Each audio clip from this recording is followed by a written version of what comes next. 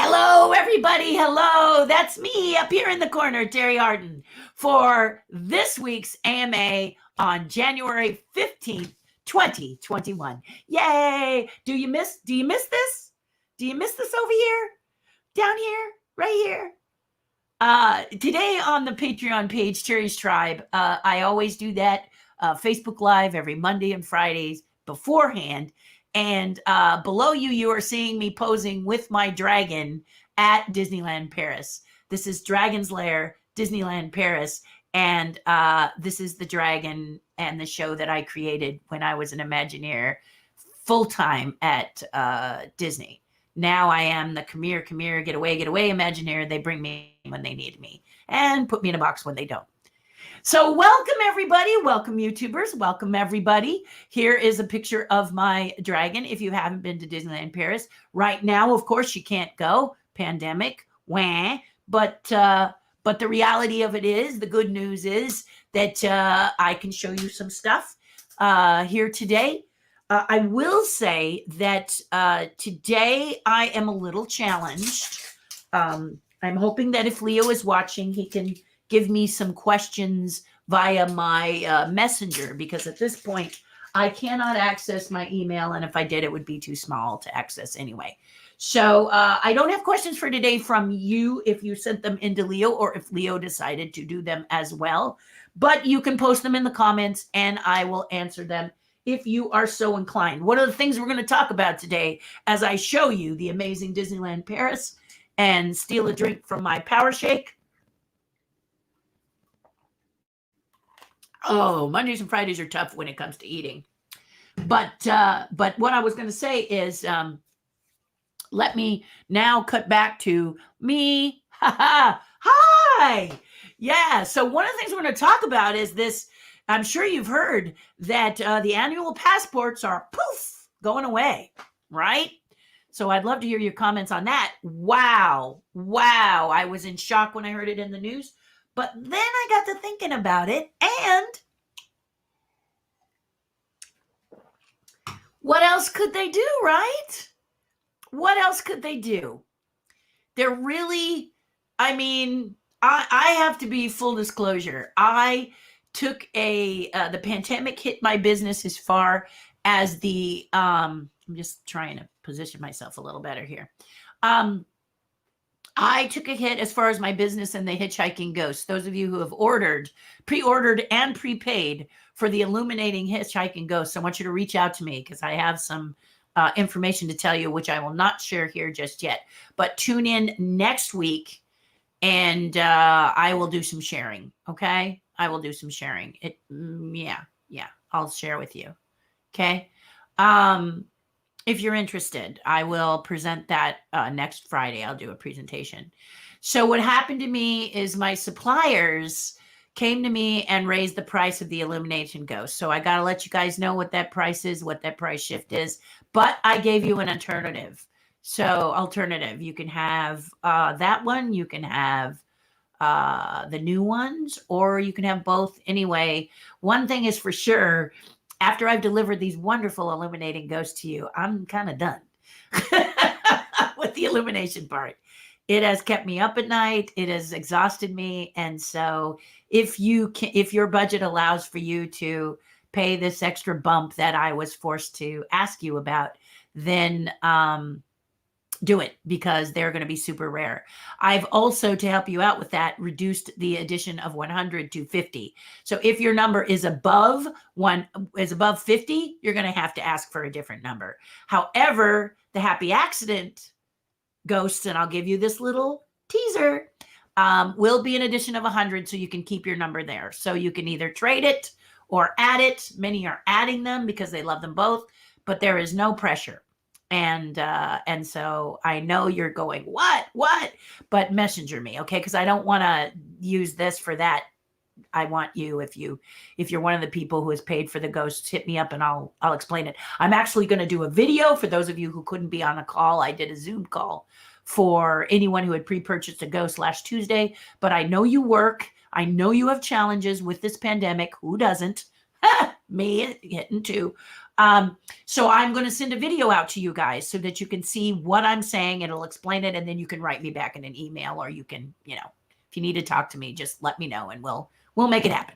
Okay. All right. So back to the Disneyland passes. What the hey, right?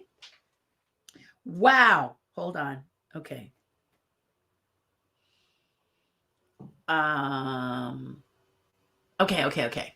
Okay. I was hoping it was Leo. It was not Leo. Okay.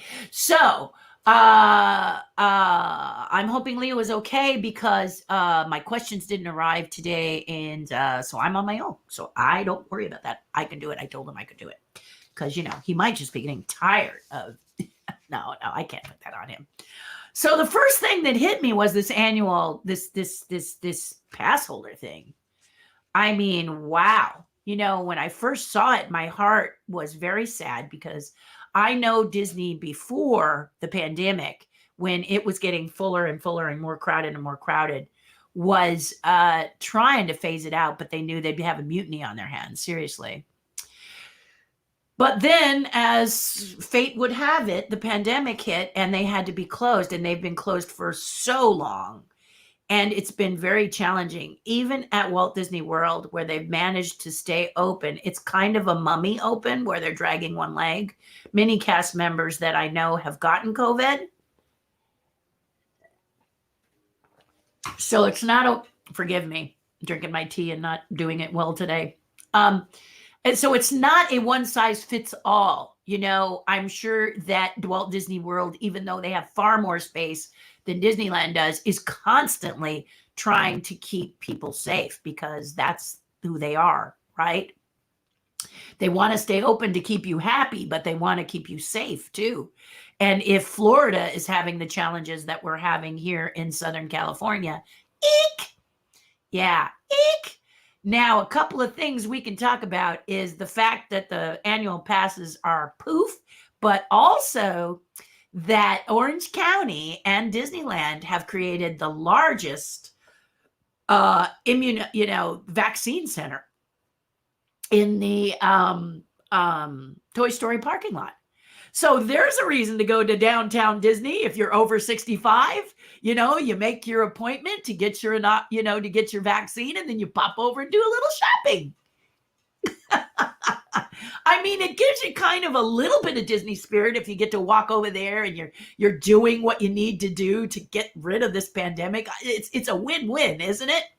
And honestly, if I talk about the vaccines, you guys in Orange County are very, very fortunate because here in LA County, anyone 65 and older is not allowed to do it. The government said yes, but our county said Luckily, Long Beach and Orange County, if you live in those counties, you're good to go. Now, there's so many people who are eager to get the vaccine that they've been crashing the site and there hasn't been the appointments. It's kind of like run Disney races, isn't it? You got to just keep hitting and hoping you get a spot. So exercise a little patience in Orange County. You guys are doing great. Long Beach, the same. You're doing great. And hopefully LA County will follow you. What does this have to do with me? Zero, because I'm 63. But I am excited because the more people that get vaccinated, the closer they get to me. So I'm excited. And the more people that get vaccinated, the closer we get to getting back on track, getting places opened, and getting back to normal. But I caution you, that's not really going to happen until October or November. So don't be thinking it's going to happen in the summer. If it happens in the summer, yay, I'm the first one to eat crow and say, oops, I was wrong. And how lovely would it be to be wrong when they're saying it's going to be about 10 months before we can remove masks and no longer worry about social distancing. It's going to be about 10 months, which means October. Wouldn't it be great to be wrong, right? But how smart is it to say 10 months as opposed to nickel and diming you month to month to month? You'll get it in April. No, you get it in May. No, we were wrong, June. It's really annoying, isn't it? I mean, the restaurant people have said that. So just say masks and social distancing till October. And then if it comes early, yay for us. We're going to celebrate, aren't we? Of course we are. So Disney has been some really super exciting news in the news. They've been exciting. So back to these annual passports. Wah. Yeah, wah. But I printed it out, and if you are an annual pass holder, you probably got this email that says Disneyland, and I printed it out because there's a few points in here made by the Disneyland Resort president, Ken Potrock, however you say his name. Anyway, he was kind enough to release this email and say that Disney passport program was no more. But in the Disney fashion, they're not just going poof. What they're doing is they are going to refund you guys. So based on, and basically that's what it says. It tells you played an important part, which you did. You saved, pass holders saved Disney's backside for a very, very long time. When numbers got low, the pass holders sustained them, didn't we? Yeah. And then we got so busy that pass holders were beginning to be a bit of an irritant with Disney. I don't think Disney ever said that, but I could feel it, you know. The events were less and they weren't as good as quality and stuff. But this is different. I can tell you with my ghost dilemma and the pandemic that just keeping track and trying to make sure that the intimate group that pre-ordered is taken care of has been challenging for me. So if I multiply this by a gazillion for Disney, it must be very trying to make sure that you keep track of your pass holders, who's making payments, who's paid in full, how long have they not had their pass utilized, how much do we owe, all that stuff. It's got to be on top of, I want to get the park open, I want to get the park open, I want to get the park open, said Ken. So you've got wanting to get the park open, trying to figure out how we can keep it safe and social distancing, and then we've got this pass holder thing that we have to not forget. You see what I'm saying? So it probably was a good idea that they did this. And one of the things that they're ensuring us, just in case you're someone who's hearing this for the first time, let me help you out with this little news flash. And that is, they're not killing it forever. What Ken says here is that he is going to use the time. He knows it's disappointing. That's what he says. And then he says he'll use the time while they remain closed to develop new membership offerings, okay? And that way they can deliver choice, flexibility, and value. So that's what he says to the biggest fans, okay? And I'm hoping this is exactly what he means, okay? Because let's use yours truly as an example. I have a Disney pass, an annual pass, because A, it's the most economical if you are someone like me who you guys come into town and you'd like me to have lunch with you, or maybe a coffee, you'd like me to sign something, you whatever, So because I live close enough to Disneyland, I'm within an hour, I can make arrangements for that. I simply give my card to the cast member, I park. Then I go and give my card and get through the gate. I can spend a couple of hours with you guys or attend an event with you guys. I did a lot of Mice Chat when you guys had, Mice Chat had treasure hunts, and I sat at one of the booths and helped authorize, check your clues and everything, which was so much fun. Took a picture. We went to see, as a group, we went and saw the Enchanted Tiki Room. So I usually go in bits. I'll go to lunch, If that's not available to me, I'm going to go a lot less. If I have to stand in line or I have to work out something online, I don't see me doing it. If I have to pay for parking, I don't see me doing it quite as often. Would I pop over to downtown Disney for a lunch or something? Yeah, but going into the park would cut me way down. Does Disney care? I don't know. They say they do, so hopefully they do, right? And they'll fix that, because the annual pass, if you live close to Disneyland, is very economical. In 2019, I went to Disneyland over 45 times to see you guys, people like you, to chat, to meet, to just, it's what I love, okay? Just like it's what you love. So if you go a lot, it really is a bargain. And as I said before, many people, and I said this on my, when I say as I said before, I was talking about it early this morning on my Patreon page, that some people are bicoastal. Some people had a pass, an annual pass for Walt Disney World, and they had an annual pass for Disneyland. Now, I don't think the annual passes for Walt Disney World are being revoked, but if you know they are, let me know. It seems to only talk about Disneyland, and that is, there are two different camps, aren't they? You've got Walt Disney World and you've got Disneyland. No one knows this better than you guys, right? So in this case, but many people were bicoastal. I was bicoastal. I had a pass in Florida and I had a pass here in California because I was running Disneyland races. And I did the Dopey Challenge twice. So when doing the Dopey Challenge, it was so much easier for me to have a Disney annual pass because I could go, my favorite park is Epcot. I could go have lunch at Epcot, visit people in Animal Kingdom, go to the Magic Kingdom, visit hotels. The 20% discount that was offered never hurt. So it was worth it. And the pass at that time to get both was over $1,000. Now it's like, it was well over. So understand that I hope that Disney, I can't believe that Disney doesn't understand that. He means what he says here is what I'm trying to say, but not maybe saying it very well. He means what he says because they have Disney Plus. Disney Plus is a major membership, isn't it? And they're making a lot of money doing that membership, aren't they? So why wouldn't they work a membership out for Disneyland and Walt Disney World? Walt Disney World right now, I think, I haven't heard, maybe you know, if the passes are still active, the passport program is still active in Walt Disney World. And what Walt Disney World may do, if this is the case, is like a soup. Once they introduce these new memberships, they adjust a little bit instead of, cutting it off and then bringing something completely new back. They might season it a little bit.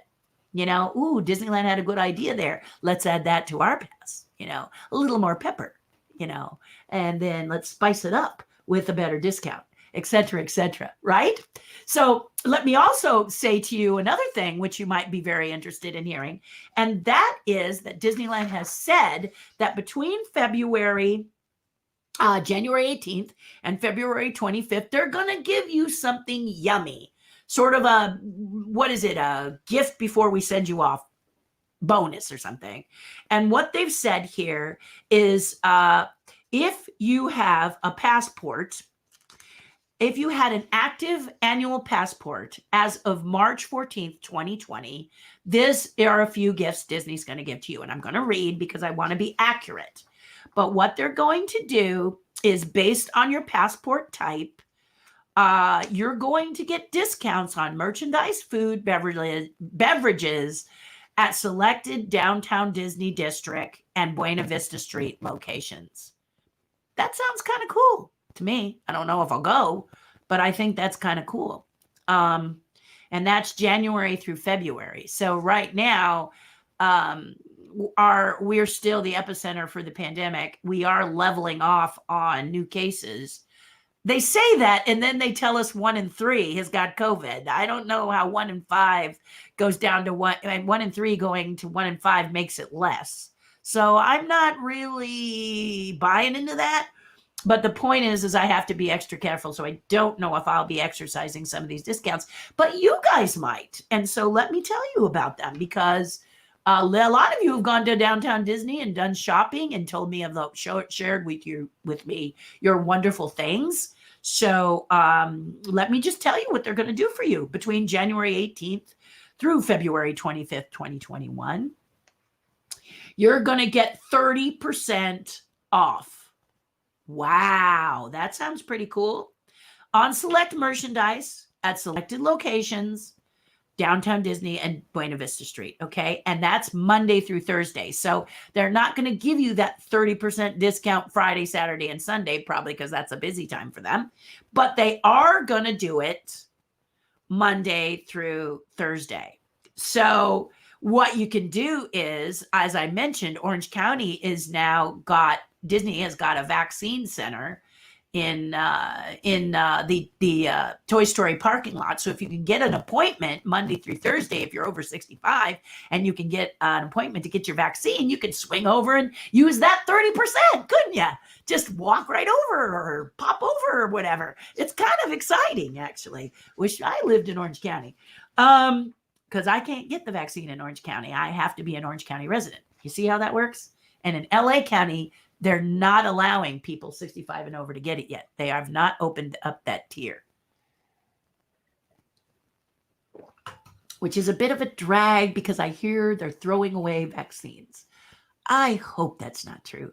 That is craziness. Anyway, I digress. So back on this, if you want to know more information, Disneyland.com/AP special offers. Woohoo! Woohoo! There it is. Woohoo! Woohoo! AP special offer. Yay! Yay! You probably can't read it. I should probably make it better. But anyway, we'll post it in the comments. They want you to stay connected. So they have an annual pass holder, annual passport pass holder Facebook page. If you want to be a part of that, you can, and it'll tell you about opportunities that you can get until new membership offerings are announced. So basically what Ken, the president of Disneyland Resorts, is saying is it's not dead, it's just sleeping. Kind of. We're going to put it to sleep, a la Sleeping Beauty. 3 fairies came. The pass holders are going to sleep. We're going to refund your money, the animal passports, and then we're going to wake them up, and they're going to be different. So that's kind of cool. They're going to do a pro rata refund if you're entitled to one, it says, and they're going to do it as quickly as possible. So he's really talking about, you know, he's going to take care of you. When you think about that we're in the middle of a pandemic, this little extra money, if you're getting a refund, would be helpful, wouldn't it? Yeah. So I think he sat down and the people of Disney and Disneyland sat down and said, you know, this is the best for now because we're not open. So I'm backing them up on it, and I'm going to believe them in that we're going to get new ones when we come on we come out on the other side of this, right? Yeah, exciting. I think it's exciting anyway. If you want to know if you get a refund, you go to Disneyland.com/passport refund to see if you get a refund. Okay. So he says he wishes that he could have engaged with more of us, and don't we all? And he says, thank you for your loyalty. So that's the passport thing, right? And it's funny because the thing that occurred to me that just popped into my head like magic was I do the chalk walk, the Children's Hospital chalk walk for Orange County. And one of the questions that I had was, what happens to the annual pass holder team? Does it do it in spirit? I'm an annual pass holder in spirit now that it has been eliminated for the time being. Do they disband and go to other teams? If you're on the pass holder team and you find out that you're disbanding, may I recommend the OUAC walkers? They're great. Look them up. They're a great group of people. That's my team, or a team that I'm a member of. Sharon is amazing, and all the people on there are amazing. And we do bingo every week. Sharon and Darren and everyone on the team has created a weekly, get this, weekly, every week, a bingo game that we play and stay together and inspire each other. And because the chalk walk was supposed to happen, the children's charity walk was supposed to happen last August, but because of the pandemic, we didn't get to do it. Well, back in January, she started a bingo. We always do bingos live, all of us together in one room, the entire team. And we have a good sized team. We're growing, which is why I'm inviting you to join. Just hit me up in the comments or in Messenger, and I'll show you how to join. I'll put you in touch with Sharon if you want to do it. The cool thing is you can do it virtually. This is what happened. The bad thing was we couldn't walk together live. The good news is that rather than being a virtual observer, which Chalk Walk had done in the past, you actually get to be a virtual walker if you are across the pond in Europe, Paris, wherever you are. You can still do the walk and be a part of our team or any team you want. But the fact is, you get to walk this time. You get to be a part of the support for Children's Hospital. And it's the best one I've ever done, because unlike the Run Disney, where Run Disney is, the Run Disney races are about, some people are about fast. That would be the A group. They do corrals. And the A group is the fast people. Okay. So in the case of the, they used to do a 5K, a 10K, and a half. We never did a full here in Anaheim because Anaheim really wouldn't allow it. That was just too much time. Our park isn't big enough. You in Walt Disney World territory, you got a lot of space. So it was easy to do a marathon because we could stay pretty much on property for the marathon. We did have to go out in the streets for a little bit, but it was a lot easier. We spent most of our time on Disney property. So marathons worked there, but we had half marathons here. What was funny is fast people, that's the A corral. If we were doing a 5K or a 10K, those people were coming back before we even left. Any corrals, like say C through J or whatever they were, thousands of people doing these races. But it seemed to be that more people were about fast as opposed to what chalk is about. And chalk allows you to have a walker, to have a scooter, to have a wheelchair, to have a wagon, a push cart, a cane, whatever. If you want to do that 3.5 miles to support the Children's Hospital, you can come no matter what condition you're in, and you can go. You go. And many people wear people that they have that chalk helped in their battle against disease, and some that maybe they lost. But it is a very emotional, exciting experience. So this year in March, we are doing it virtually. So it was a question to me as to what happens to that pass holder team now that they've revoked the passports. Can they still have a pass holder team? That would be my question. The other question I have, and I know I'm supposed to be saying, ask me anything, but I couldn't help it. I was so surprised by this Disneyland announcement. The other question I had was, what if you are a Club 33 member? Now, Walt Disney World, again, is a separate entity. So I'm not so sure Walt Disney World is, number one, keeping their annual passes, and number two, taking care of their Club 33 people, because they're pretty much open, aren't they? Less capacity, but as I understand, they're open. I don't know if their Club 33 is open. I'm not a member and I'm not over there. But if you know, let me know. But Club 33 is a membership also. People have to pay every year to continue to be members. And it's a lot more than a pass, right? But many of these people do it because they've thought about it, and this is the gift they want to have for them. They want to be a member of Club 33. So this is what they have chosen to do with their hard-earned cash, is to be a Club 33 member. But Disneyland has been closed, and these members have not been able to go anytime they want to. And if you've never been to Club 33, it is an amazing place to, if it gets too crowded and you need a little private time with yourself, you can pop up to the club, have a drink, read a book, relax. It really is a magical place. You can have dinner, lunch. It's a magical place. You can take some friends. And I've been fortunate enough to know a lot of you that are members. And so this is my question. I didn't call it question you anything. It's ask me anything. But this popped into my head. What does Disneyland do to take care of you? Have they spoken to you? Have they made any offers?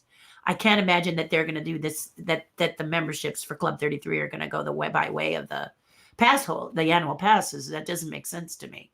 Maybe they put it on hiatus because there's fewer of you and it's a little easier, but it's a question I'd love to know. So I'm going to ask you something, Club 33 members.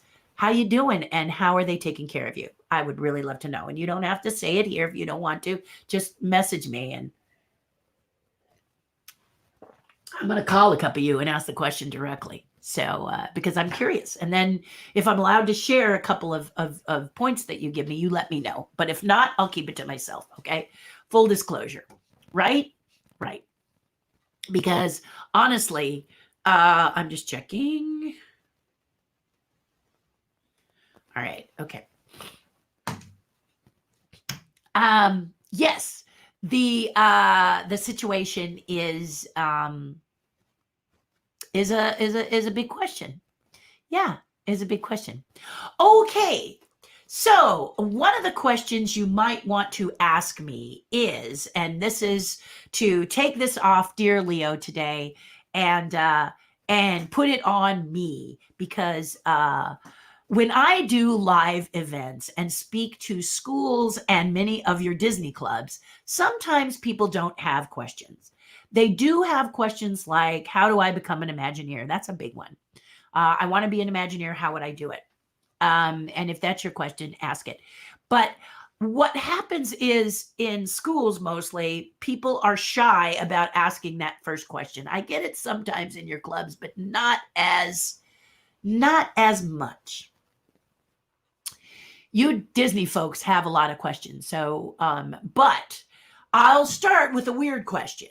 Okay. I'll start with, okay, as a puppeteer, and let's use dinosaurs as an example, because dinosaurs is coming into this month, isn't it? Yay! So before I forget, the BerettaBrothers.com or the Beretta Brothers on the YouTube channel, just put it in the search engine at 3:00 this Sunday, the 17th.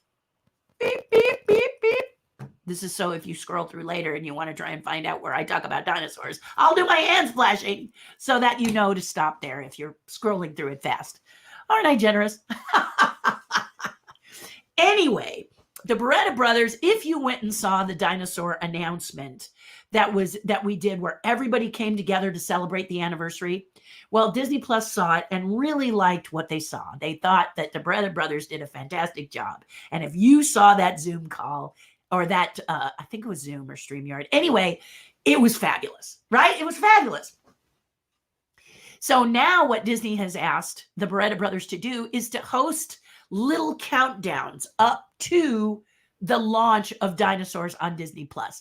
And each countdown the Beretta Brothers came up with is to feature certain characters. So this Sunday is Baby Sinclair. I think there's another character with Baby Sinclair, but with me, I did Baby, so it's only Baby for me. So Team Baby Sinclair will be there. It will be 3 p.m. Pacific time.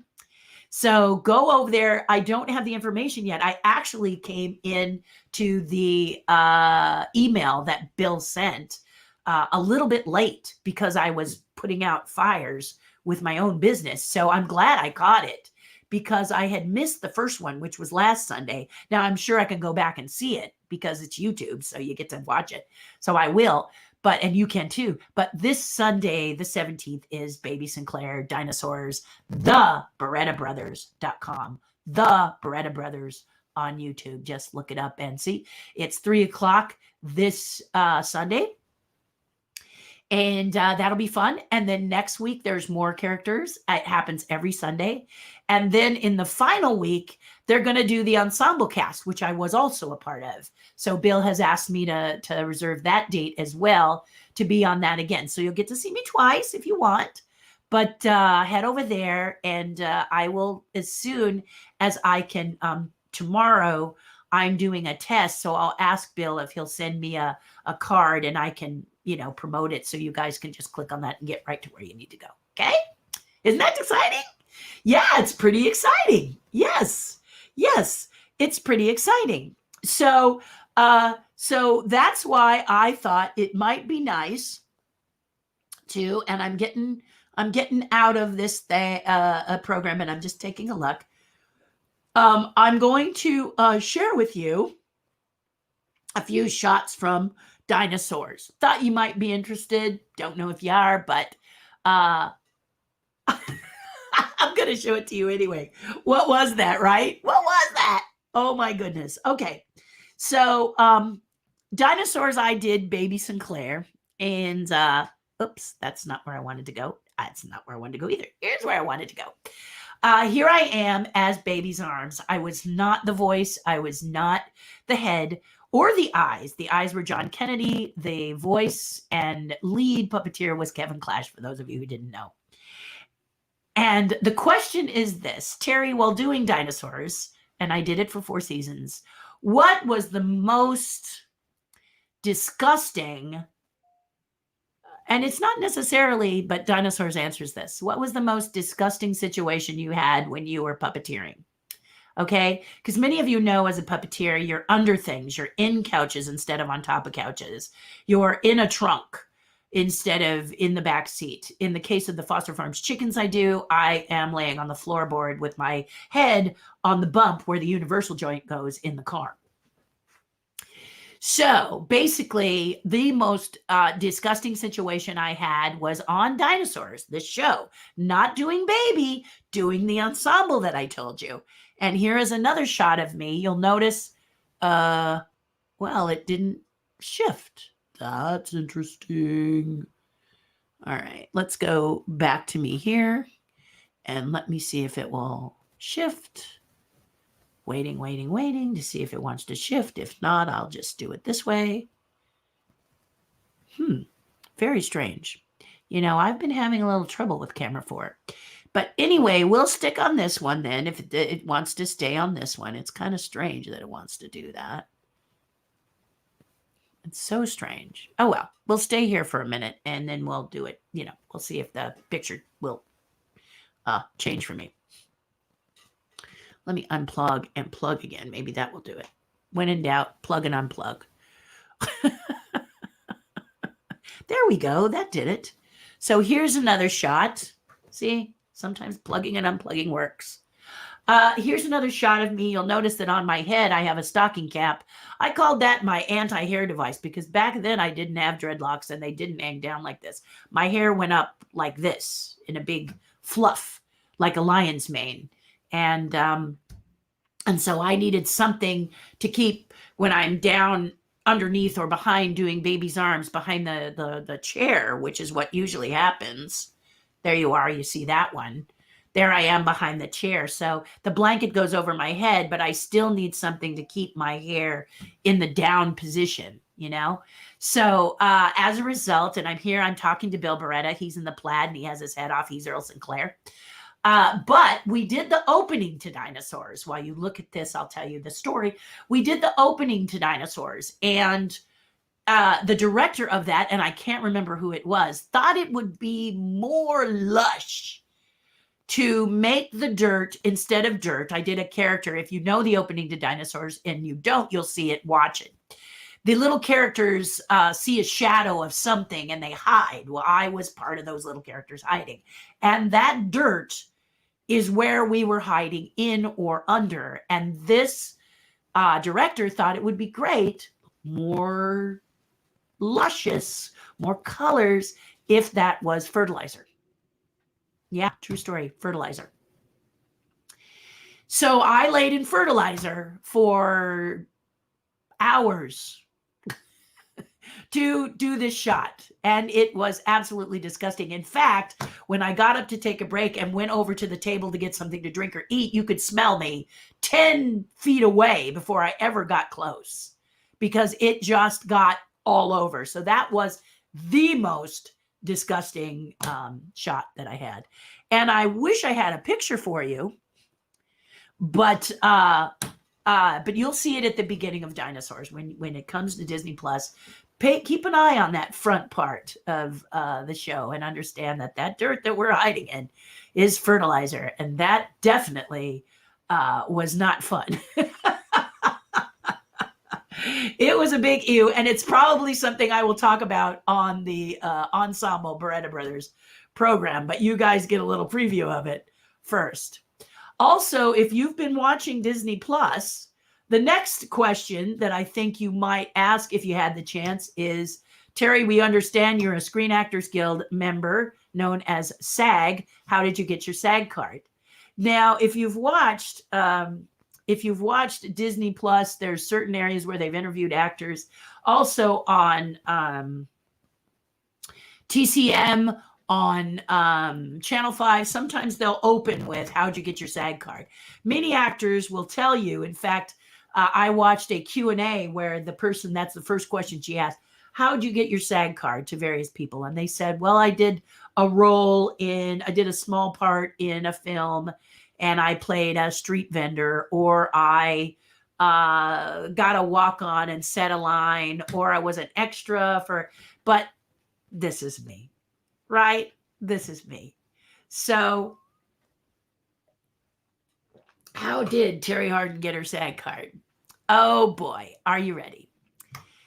As a puppeteer, we were doing mostly, okay, I've been a SAG member since 1978. I know many of you weren't born yet. Rub it in. In 1978, and you had to get a few commercials under your belt. You had to do a commercial, and then you had to do something else, as I remember, within 30 days. Within 30 days, you had to do another one, or you had to do a movie that lasts longer than 30 days, okay? So I pretty much, as an actor, was doing mostly commercials. And most of the commercials at that time were AFTRA, or the American Federation of Television and Radio Artists, okay? Because most of the TV was videotape, not film. This is before digital. It was before digital. So digital changed things, okay? But AFTRA was separate from the Screen Actors Guild. SAG. AFTRA was separate from SAG, okay? SAG was film, AFTRA was tape and recording. Yeah, and I became an AFTRA member pretty quickly. I think I was an AFTRA member since, 1970, I think. No, 1975. So I had been an AFTRA member for a little while. And then I was working to get my SAG card, okay? All right, so I had paid to be in AFTRA. I was doing well in AFTRA. And then SAG came along, and I wanted to be a part of SAG. So I got to do this commercial, and I wish I had pictures for you guys. I'm sorry I don't have any pictures. Maybe I can try and look them up, or I'll ask my friend Bruce Lanoil if he happens to have any pictures. But we did United Air Express. Do you guys remember United Air Express? Maybe not. It's older. But it was these talking envelopes. We did it with an amazing artist and performer, Tony Urbano.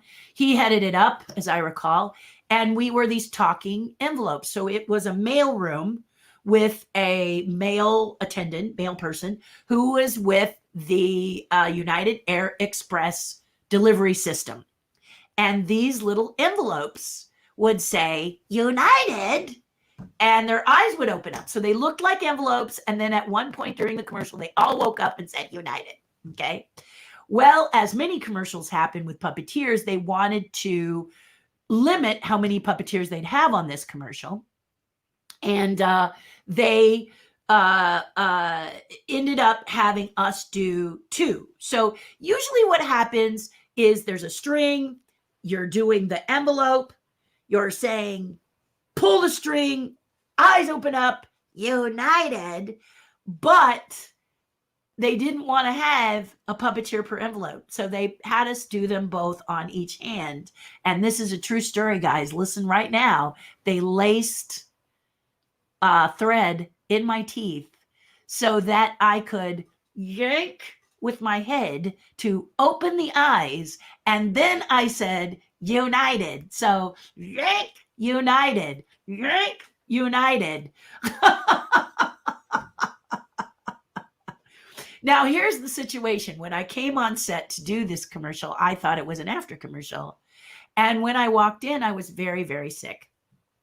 I wasn't running a fever, but I wasn't well. I was sick. And I was about to full disclosure, I was about to let Tony know that I didn't know if I could stay, because I just wasn't feeling well. But then I looked at the camera, and there is a very distinct difference between a camera, as you know, today, but they weren't like that, not small and big. There was a big camera that ran videotape, and there was a big camera that ran film, and they were very different. Well, when I looked over and saw the camera, I knew it was film, and I got well really fast. I said, oh my God, is this a SAG commercial? And they said, yes. And I went, oh my God, and I got better. I just made myself better. There was no way I was going to leave. This was my first of 2 commercials that I could get done. I would be halfway there if I made it through, and I did. I really did, and it was exciting. I did not get my SAG card at that time. I got the ability to get my SAG card, okay? So you have to have 2. You have to prove that you could do, you're desired for SAG. It's a big organization. So you had to prove that you could do more than just one flash in the pan thing, okay? So that was the first commercial. It was a lot of fun. It was very cute. I should check on YouTube to see if it's there, and I'll put it in my playlist if you guys want to see it. But oh my goodness, this was a very exciting day for me. And I went home and got well after I did that. Well, now I only need to do one other commercial. So where was that going to come from? Enter Kraft Philadelphia cream cheese. Yes, indeed. So Kraft Philadelphia cream cheese was a commercial that was being filmed, and I was not a part of it. And I hope you like this story. You know how I am with questions, so I decided just to bull right in, and then I'll look over here in your comments and see what you have to say. Deal? Deal. Okay.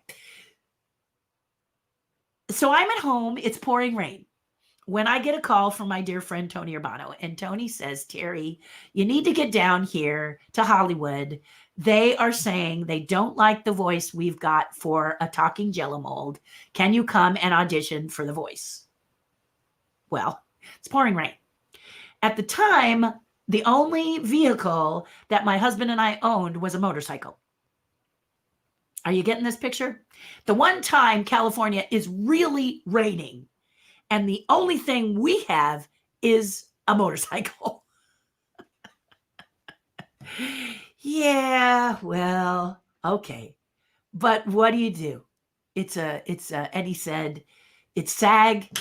Get down here. You nail this voice. You can join SAG. I mean, Tony was kind of, keeping an eye on his ensemble, and we donned the rain slickers in the pouring rain, glasses fogging up, helmet all messed up. We drove to Hollywood, and I came walking in to the audition looking like a wet rat. The funny thing is about auditions is when I'm in a hurry or I look absolutely awful is when I usually get the part. You think maybe I get a clue, right? But anyway, I walked in, I was drenched. Now understand this was a big, round, long table. And at the end of the table, way back there, were 3 producers. And they said to me, thank you for coming. And I'm like a little dog, water going everywhere.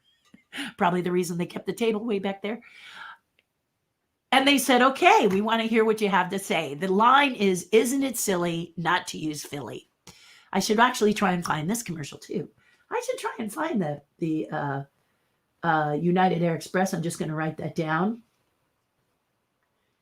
I'm glad that you guys are sweet enough to let me write down notes so I can remember, because I'm 63. That's my story and I'm sticking to it. Anyway, and also the talking Jello mold. I used to have it on videotape, but yeah, what good does that do, right? VHS. It'd be pop, pop now. You guys would be like, what in the world is that quality? But anyway, so there I am. And they said, the line is, isn't it silly not to use Philly? And I said, okay. And they said, it's got to be upbeat and energetic. So I said, and they said, we don't want a character voice. And I said, isn't it silly not to use Philly? And they said, ooh, that's nice. Nice tonality, nice and close. But we want it to be a little more fresh. Have you ever done auditions for something this big, that's pretty big? This is a national commercial, Kraft Philadelphia cream cheese. If it goes well, who knows what I could be earning. But you don't think about stuff like that. Just think about the voice. But fresh is not a direction. Would you agree? Okay, how am I going to do fresher? So I went, isn't it silly not to use Philly? And they went, wow, you are so close. And I went, isn't it silly not to use Philly? And they said, that's it. Exactly. Character voice. Needless to say, I got the part. Now, here was the problem. When you do a second commercial within those 30 days, before you can go on camera and do a voice, a puppet, you're acting, you have to pay Screen Actors Guild their membership fee. That's right. And I had $0. Zero. I didn't have the money. I did not have any way to pay this. You're going to laugh. $375. If you look at what it costs to join SAG now, you're going to be like, whoa. And here's what happened. Because I was a member of AFTRA, the fee was $600, but they cut it in half because I was a member of AFTRA. So around $375, right? I didn't have it. I'm sorry, I didn't have it. Just up and coming. I was just rising. I was young. I was like, what, 19, 20 years old. So maybe in my early 20s, maybe I was a little older. Okay. I might be exaggerating. I'm 63. So, so I turned to Tony and I said, I don't have the cash. I'm sorry. And Tim Blaney, bless his heart, the amazing Tim Blaney, an amazing puppeteer and a great voiceover artist, said, I'm going to take you down, Terry, and I'll pay it. And then when you get your check, pay me back. See? Teamwork. Isn't that nice? So sweet. To this day, Tim has a special place in my heart because he really helped me out. And I have to understand, I helped them out too, because they were running behind because they thought, Tony and Tim, etc., thought they had enough of a voice repertoire that they could do it themselves. And they usually do, see? But they didn't. And so they were like, okay, we need a female voice. Who can we have? Who can we have? And I raced down there. And so I was helping them out too. But needless to say, that's how I got my SAG card. Lacing in my teeth and driving in the pouring rain to, as a wet dog, sit there and go, isn't it silly not to use Billy? So there you go. Wacky story, yeah? Yeah, wacky story. Yeah. And then the rest is history. As a puppeteer, I later went on to, in 1982, to do a Chicken McNugget commercial. You may remember that McDonald's had actual puppets that moved around, and I built those at the Tony Urbano studios with Tim Blaney and Tony Urbano and Carl and a bunch of wonderful people. We built them, and then Tony took me to, flew me and Tim to New York to do a Chicken McNugget commercial in New York. My first time ever flying first class. Wowzer. Awesome. And my first time ever being to New York. And so I think I told the story before of going to the Met and meeting Jim Henson. Was my, Tony wanted to go to the Metropolitan Opera and I didn't want to fall asleep. And then I met Jim. So I met Jim Henson. And then the next thing you know, I was doing Muppet 3D Theater with Jim. It was very exciting to be a part of Jim. I did not get to meet Frank at that time. Frank stayed in New York, but I later, when doing Dinosaurs, met Frank and many others. Dinosaurs I did for 4 of the 5 seasons. 5th season, I was moved to the Flintstones. And Julianne Busher took over the arms slot afterwards. That story is very drawn out, but there you go. That's how that happened. On Dinosaurs, how did I get the Dinosaurs role? What did it take to get Dinosaurs? Well, so here's another question. Terry, how'd you get the dinosaur spot? Or you can say, Terry, what happened when Jim Henson came to town angry that you had refused him in New York? And refused him by saying, I'm not going to fly to New York and work on Sesame Street. That's what I said. No, thank you. Because Manhattan was too hard on me. It's too noisy.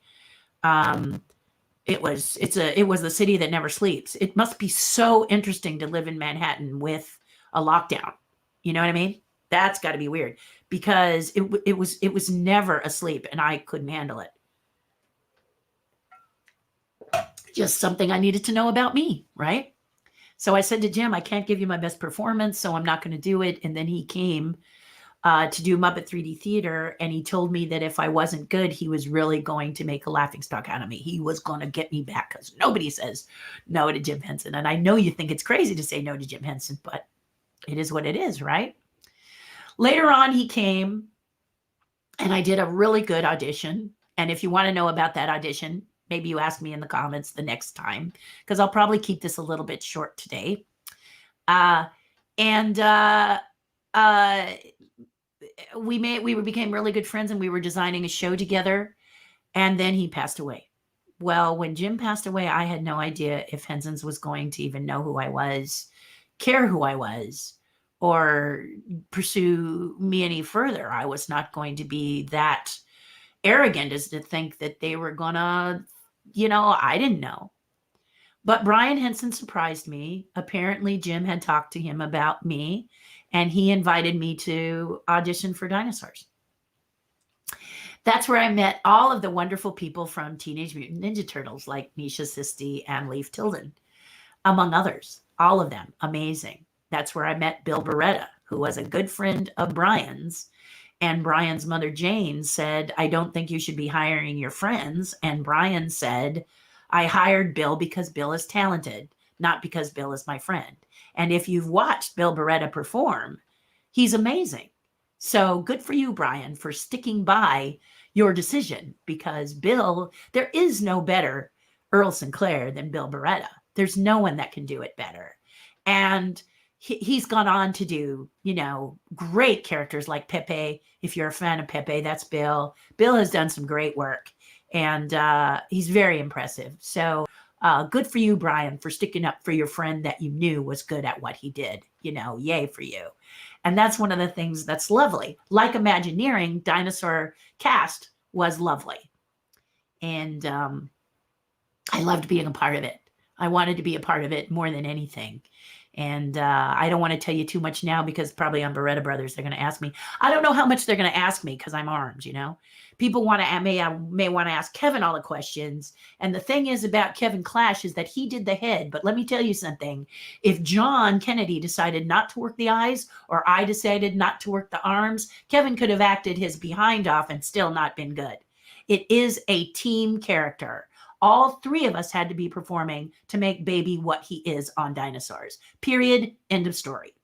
So that's what I always say. It was a team of three very talented people. Yay, I'm included in that. And we made Baby happen. And it was a joy to behold. I'm honored to be a part of it. And I can't wait to talk about it this Sunday. Okay? Yay! Okay, so I'm going to look at your comments, since I did not have the opportunity to hear from Leo today. And I'm just checking. Oh, I got another. Nah, it's not. Yeah, I hope he's okay. I'm just a little worried about him. Anyway, let's look at your comments in case you have some questions. If you don't, and you got to go, it is now 10:25. We've been here for just about an hour. And I understand if you've got life, okay? But I want to tell you that I love you guys, and I thank you guys for coming all the time. I'm not signing off. I'm just going to go over and look at the comments. But, don't feel like you have to. Maybe it's not the right thing to say if you're on a YouTube channel or a Facebook Live, is don't stay if you don't want to. But please don't feel bad like you have to if you have life. I get it, But if you don't have a life, a lot of people have asked me to stay on. I have a few people that are having some challenges in their life, and to have me be with these silly stories that don't really have any basis in what we're dealing with now, it's kind of an escape. And I hope I'm helping you to escape. So let's pop over here and see what else people have to say, okay? And we'll just keep on keeping on. Yeah, baby.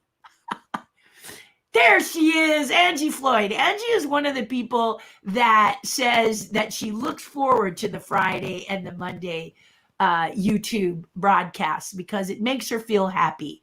And the pandemic makes us feel sad. Other things in the world make us concerned. But my goal, because of people like you, Angie, I'm going to come and I'm going to try to be as entertaining as possible. Not going to be jumping through hoops like a circus dog. The other day I saw someone doing some crazy stuff simply because he was looking for YouTube subscribers or TikTok subscribers. Guys, I can't do that. I got to be myself. And if you like it, please subscribe and stay. If you don't, I get it. Okay? All right. No hard feelings. None whatsoever. Thank you for coming, Angie. Hello, Bob Burdine, a longtime friend. Good morning, Nate. And Nate swung over from the Patreon page. Good morning, Michael Clarkey. How you guys doing? As I said, I'm giving you a little teaser on the ghosts. I've got another set of ghosts coming out. For those of you who found the illuminating ghosts a little out of your price range, I have another set that's closer to what I originally quoted, and I'll be telling you about them next Friday, okay? But I've got to take care of the people who ordered these ones first, and then I will announce and show you those, okay? If you're on the Patreon page, if you are a part of my Patreon, you can get a sneak peek, because I did do a sneak peek for my patrons today. So there you go. Just make Mondays and Fridays breakfast with Terri. Everyone can eat together. Absolutely, Nate. I'm not saying you can't eat. I'm sitting here having my shake. That's about all I can do. Honestly, full disclosure, what are your Facebook Lives like? I get up at 7 and give my husband tea if he's awake. Then I come out here and set the lights, not set the lights, but put the lights, like right now I'm looking at the camera and saying, why are you shooting my jacket? But see, it's as you look at this camera, it's jacket or this purple cord, which is more annoying. I'm going to have to work out that with my husband. He wanted to make sure that this microphone was closer. So, but I'm going to get rid of the cord, because that personally is annoying me. This jacket over here has a really nice tiger. I probably should just open it up so you can see the tiger in the background and have a look. And then of course my mermaid tail, which it looks like today, I forgot to turn the blue lights on it. So there you go. My husband's going to go, where is the blue lights on that mermaid tail? Because it looks like a black blob, right? But anyway, a day in the life of Facebook Live is getting up at 7, trying to get at least tea. And I take a little medication for hypertension. And I have to do that. Today I missed it, so I'm going to have to do it after. And then I set up this broadcast, make sure lighting is all good. You can see sometimes I mess up. And also, what am I going to talk about? And make sure those items are here. I usually print off the questions from Leo, but like I said, I'm a little concerned about Leo today because we did not make that connection. And I saw him ask the questions, and so I saw him reach out to you for questions. So I'm concerned because you you just worry about your friends during the pandemic, right? I have a very dear friend who works at my bank. And we're not going in the bank. It's drive-through only. And she's got COVID and she's not doing well. So I am, prayers go out to her. I want her to get better. And it's just that time. So we're staying upbeat and happy here. And thank you, Nate. It's a great idea. You guys make it breakfast. Eat your breakfast. Listen to it like the radio. Whatever you want to do, I'm here for you for at least an hour, sometimes a lot more. But I start at 8:35, I do an hour on Patreon for the patrons and then for my tribe. And then I jump over here to do the AMA. So sometimes it can be 3 to 5 hours of discussion.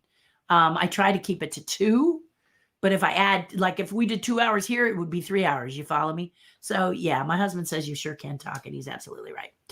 Hi, theme park gals. They're upset over the AP situation. They'll be chatting. Love on our channel tonight at 6 p.m. Love seeing you. And we need another interview. Yes, we do, ladies. I would love to do that. I know the pass holders are disappointing. Can you tell me, theme park gals, if it is crossed over into Walt Disney World? That's my question, because that could be very sad if Walt Disney World has decided to eliminate them as well, because they are open. They're open still, aren't they? So I think it's only Disneyland. And right now, you don't have to be too disappointed because Disneyland is closed. So you're going to get some discounts and some benefits, but and some refunds in some cases. So they'll come back. Hi, Deanna. They'll come back. They'll come back. Just keep chanting. They'll be back. Janice said, thought the Zoom about the ghost this past week was only if we ordered them, so I thought I didn't need to see it. Janice, no, you are correct. If you did not order ghosts, you did not have to be on that Zoom call.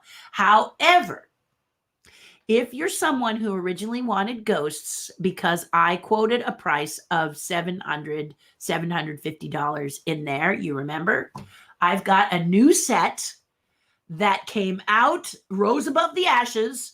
It's a different set that is actually in that price range. So Janice, if you're interested in knowing more about it and seeing it, message me. Okay. Otherwise, next Friday, I'm going to do a full-on presentation.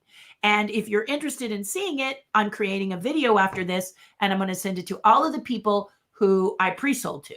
Okay. But if you're someone who wants to know more about the other happy accident set, as I'm calling it, just write to me. I'll send you the video. You can see it ahead of time, and I'll talk about it next weekend. Okay. All right. Yay. Michael, have an excellently lovely day. Michael is someone, MJ, I need to talk to about the ghosts. We need to have a conversation. So when you get a minute, Michael, I'm going to either be sending you a video and then we'll have the conversation, or if you've got free time, we can have the conversation first. But basically, you're one of the people I'm hunting down. Hello, Dennis Ritchie. It has been a while, my love. I am so glad you're here. And see, he said it's been a while for him to tune in. There I am saying, missing you. I'm missing all of you so much. There was that wrong hit on that note. But anyway, so glad that you're back. Welcome, Dennis. Good to see you, my friend. Our friend David Koenig did some figures in the on the reimbursement for Disney. The numbers are phenomenal. I must say, IMHO, Disney is trying to be fair. Okay. All right. I know, David. This message is very interesting, Bob. I'm sure you're going to elaborate on it a little bit, but thank you for sharing that message because good. There was a separate Zoom for ghost adopters. The regular Zoom on Wednesday was the wonderful Deanna Spotlight. That is correct. Wednesday is always Patreon Zoom call. You're always welcome on Wednesdays. Tuesday was a special call, as Nate said. It was for those people who adopted the ghosts. I wanted to update them on my challenges. And I had some, believe me. Disney has been waiting for an excuse to cancel the AP. You know, this, Michael, was what I thought at first. I full disclosure, I thought this was what they were going to do. But then this email right here turned out to be, honestly, pretty good. You know, time will tell. But I think Ken did a good job. I'm gonna give him full marks on this. I think he did a good job, and this, I think it's good. And maybe you guys think that they should do this anyway, and it's nothing special. But I think it's special that they jumped to 30%. They could have said, "Yeah, I have a pass that's 20%, gets me 20%." They could have just left it at 20, but they did 30. Discount on merchandise. Downtown Disney, Buena Vista Street, Monday through Thursday between January 18th and February 25th. I think they did a good job. Michael, this is just my opinion. I think it's going to come back. I really do. I hope so, because I won't be going to Disneyland that often. If it doesn't, I'll be meeting you guys at Downtown Disney. Yeah, but I think it's going to be back. I really do. I really, really do. So, good morning, Miss Bonnie. Good to see you. Doug Bain, Mummy Open. Hey, how are you, Doug? Good to see you. Theme Parks, yeah, chatting live, not love. I know. I figured it was probably chatting live, but I wanted you to fix it. Don't you just love word replace? Oh, I was writing to my friend Mark the other day, and he spells his name M-A-R-C, and they changed it to a K, and I didn't catch it. And one of the things I don't want to do is spell your name wrong. It's one of those little pet peeves with me. And then the second one is I don't want to pronounce your name wrong. And Deanna let us know on the Zoom call last Wednesday, I had been pronouncing it wrong forever. And she just let me do it, bless her heart. So sweet of her. But I want her to talk to me on the next Zoom call, and I'm going to write down how she says it so I never forget how to say her last name. again, and I want you to do that. Please don't let me crucify your name. Terri Hardin gets crucified, okay? One of the things about Lindsay and Terri as a couple is that our names are interchangeable, aren't they? So people will assume Terry's the boy, Lindsay's the girl. Let me tell you how that's interesting, right? We once did one of those special resort tours. Have you ever done those? Where you fly to Hawaii for a week and they set you up for a week and it only costs a couple $100 and you get to see their resort and everything. And then they take you out to, and then you have to do like a 90-minute presentation because they want you to buy their timeshare or whatever it is, right? Well, my husband and I went out and did that one in, was it Honolulu we did it? No, I think it was Maui. We were in Maui and we're taking a look at one, right? And so they call us up and they say, Terri and Lindsay, we're looking forward to meeting you. Wanted you to know tomorrow, join us in this room and we're going to walk you through and tell you all about what the joys you'll have by joining this club, which we didn't join, by the way. I'm going to give you the end before the beginning. But Lindsay and I went downstairs and we're sitting in the seat and we're watching someone walk back and forth. And we're kind of into, you know how you get kind of into yourselves? I don't even know if we had cell phones back at that time, but I think we did. So we were kind of half looking for the person. Well, then we look at our time and 15 minutes has gone by and we're like, where is this person? They were so eager to have us come down. Why are they 15 minutes late? Well, all of a sudden we noticed this person kind of walking back and forth like this. And then they came back and they were looking like this. And I said, my husband was like, let's just leave. I don't want to do this anyway. I said, no. Excuse me. And she said, yes. And I said, are you looking for anyone in particular? I'm noticing you're wearing a hole in the carpet. And she said, yes, I'm looking for Terri and Lindsay. I said, well, here we are. And she said, oh my God, I'm so sorry. I thought you were a lesbian couple.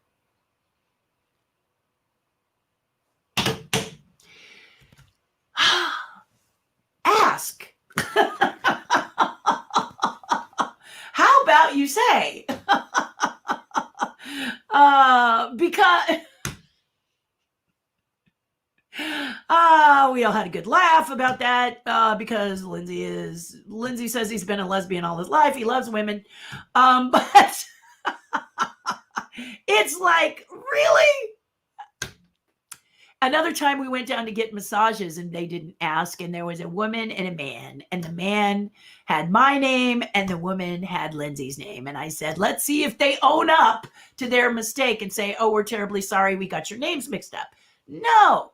So I got the male masseuse. My husband got the female masseuse. But they could have simply said, Lindsay, Terri, we're terribly sorry. We'd like the man to go with your husband and the woman to go with you, Terri. That's our policy or whatever. It happens. We have been mixed up. In fact, my husband, Lindsay, was accused of traveling on a flight with a bogus ID card. This was like 10 years back. But that offended him so much. To this day, he will not fly that airline. He really got angry. That upset him. We also met Lindsay Wagner on a flight home. And she is responsible for a lot of people naming their girls Lindsay. Lindsay, my husband, was named after a sportscaster that was a sportscaster from Britain. So Lindsay is a very popular male name in Great Britain. So that's where his name came from. But, you know, if he sees, it's funny, if he sees a piece of mail that says Mrs. Lindsay Jackson, he throws it out. Well, I'm Mrs. Lindsay Jackson. So I said to him, I can be Lindsay Jackson, Mrs. Lindsay Jackson. Why are you throwing that out? And he's like, nah. So this is all based on my obsession with spelling your name right and pronouncing it right, because here we are getting our thing. So there you go. Parents waited 2 hours for the vaccine yesterday. Bonnie, did they have an appointment? When they waited 2 hours, they got it, but did they do an appointment first and still have to wait 2 hours? Or let me know about that. I love to hear that. Yeah. See, I can't even begin to pronounce that county that you're talking about, but I'm not even going to try. But yeah, I would imagine you had an appointment, but it took some time. I'm just glad that the vaccine is getting out there, even if we don't get to yet. I'm not jealous. I'm excited. I'm hoping that today they'll give us an update on that. As soon as vaccinations happen, we are in, and we will still be wearing masks. That is correct. Just because you get the vaccine doesn't mean you can't still spread it. So what Dr. Fauci has been saying, and honestly, I'm a big fan of Fauci. I'm a Fauci fan. He said it's probably going to be about 10 months before we can stop social distancing and we can stop wearing masks. So October. Why is this so smart? Because if the doctors are wrong, and let's say we're all good by June, you don't think they're going to make us wait till October, right? They're going to say, look, we have herd immunity. Looks like June, July, we can open up. And guess what? Disney can open up. And But isn't it better to give us the worst case scenario? And then if it happens earlier, yay, right? That's what I say. Anyway, that's what I say. That's what Terry says. Sorry, my post got cut off. I'm on the phone. I will post my comments when I'm on my computer. Yeah, Michael, it's a busy time for Michael right now. He's a numbers master as well as a master in so many levels. And I also noticed that he is very, very big on first day covers. And they have a great group, a great club that collects first day covers and stamps and et cetera, et cetera. Brilliant group of people. And he's very active in that. And they're doing virtual. We had a couple of parties. I joined, and we had a couple of parties and stuff, but now they're virtual. And I don't know if I'll be able to join the virtual one because I think it's this Sunday and it conflicts directly. It may conflict with my Chalk one and my Bill Beretta Dinosaurs one, so I may not be able to come. But if I can, I'll pop in for a little bit and say hi to everybody because I miss them all. Miss all of those wonderful people. Nate said you never got the email. Really, Nate? Really? Doggone it. I sent it. I sent it to you. Do we have the right email for you, Nate? Send me, I think it's I almost have your email committed to memory, but I know I sent it. So I'm sorry, sweetie, if you didn't get the email that said join the call, but you were on the call. Weren't you, Nate? You're on, I have you on my, I mean, many of you are going, what is she talking about? I apologize. But I do, Nate, I have you. You joined the Zoom call. So you were on it. Let's see, you were on the AM call. So you must have got the email. If that's the email you're talking about. The other one with the movie won't be happening because I got to shoot the video explaining the two things today after this is done. Disneyland was going to downsize them anyway, meaning the passes. I think eventually they will go with Flex and Plus. WDW did the same thing when they reopened. You had to pay for tickets. They just now recently let annual passes and SND to purchase APS again. So basically Disneyland is kind of doing what WDW did. Well, honestly, Janet, WDW thinks they're the hub. They keep saying we are the center location, and you can't do in Walt Disney World necessarily what you do in Disneyland and vice versa. We're different thinking people. West Coast and East Coasters think differently. So it's a good place to start, but they really need to realize that, especially, let me finish that thought. You have to decide backwards, forwards. Okay. For Disneyland, you got to kind of think of it differently than you do for Walt Disney World. Yeah, we're different mindsets. For example, as a sculptor, if I'm sculpting something for Walt Disney World, it's a lot different than if I'm sculpting for Disneyland, West Coast. West Coasters want it to be on model. On model meaning it better look like the character or I'm not buying it. Okay, seriously, they are really, really particular about it being on model. I see less Jim Shore selling here on the West Coast because he diverts from the model. There's a lot of people who love Jim Shore. Don't get me wrong, you're out there, but it sells mostly in Walt Disney World in Florida. In Walt Disney World, you can spread out and do a few things that are not on model. That Mickey that looks like a psychedelic patchwork Mickey Mouse, which I personally cannot stand. It's too bright. It's too weird. Not a fan of it at all. But at Walt Disney World, it's a big seller. So it does real well there. Here at Disneyland, I don't think it does as well because the people on the West Coast want them to look like the characters. They are very, very strict about it here on the West Coast. So you cannot just design something and put it in both parks. It's not going to work as well. And if you dedicate and understand more about Disneyland and its collectors and patrons and fans, and then you look at Walt Disney World, it's not one is better than the other, but they're definitely different. And I have been with Disney for over 30 years. So I have learned this from you guys. Absolutely have learned this from you guys. And it's a lesson to be learned. Don't waste your time in certain areas of collectibles because people here won't buy them. So yeah, so there's that. But to answer your question with the APs, yeah, Flex, not really a fan of that. Think that, I'm glad some people are, but I never know when I'm going to be at Disneyland. That's one of the reasons I like having that solid open pass that I can do most of the year except for Christmas, because you guys come and sometimes you don't know if you're going to be here until you're here and you call me up and you go, I'm here for a week. Can you pop down? So Flex would not necessarily work for me, or would that other version. But I'm willing to work with whatever they put out. And if it works for me, yay. If it doesn't, I'll be meeting you at the bakery or at Earl of Sandwich or somewhere in downtown Disney. We'll get together, right? So we'll do something like that, before, after, whatever. At a time when it's not so busy, we'll do that. Okay. And then as far as Club 33, I do a lot of things where the members of Club 33 have me as a guest so that I can talk to them. It's nice to have an Imagineer at your table. And I'm more than happy because it's nice to be at Club 33 and visit with all of you guys up there. So that's going to be something that I have to consider as well. So it will be interesting. We'll wait and see, right? We'll wait and see.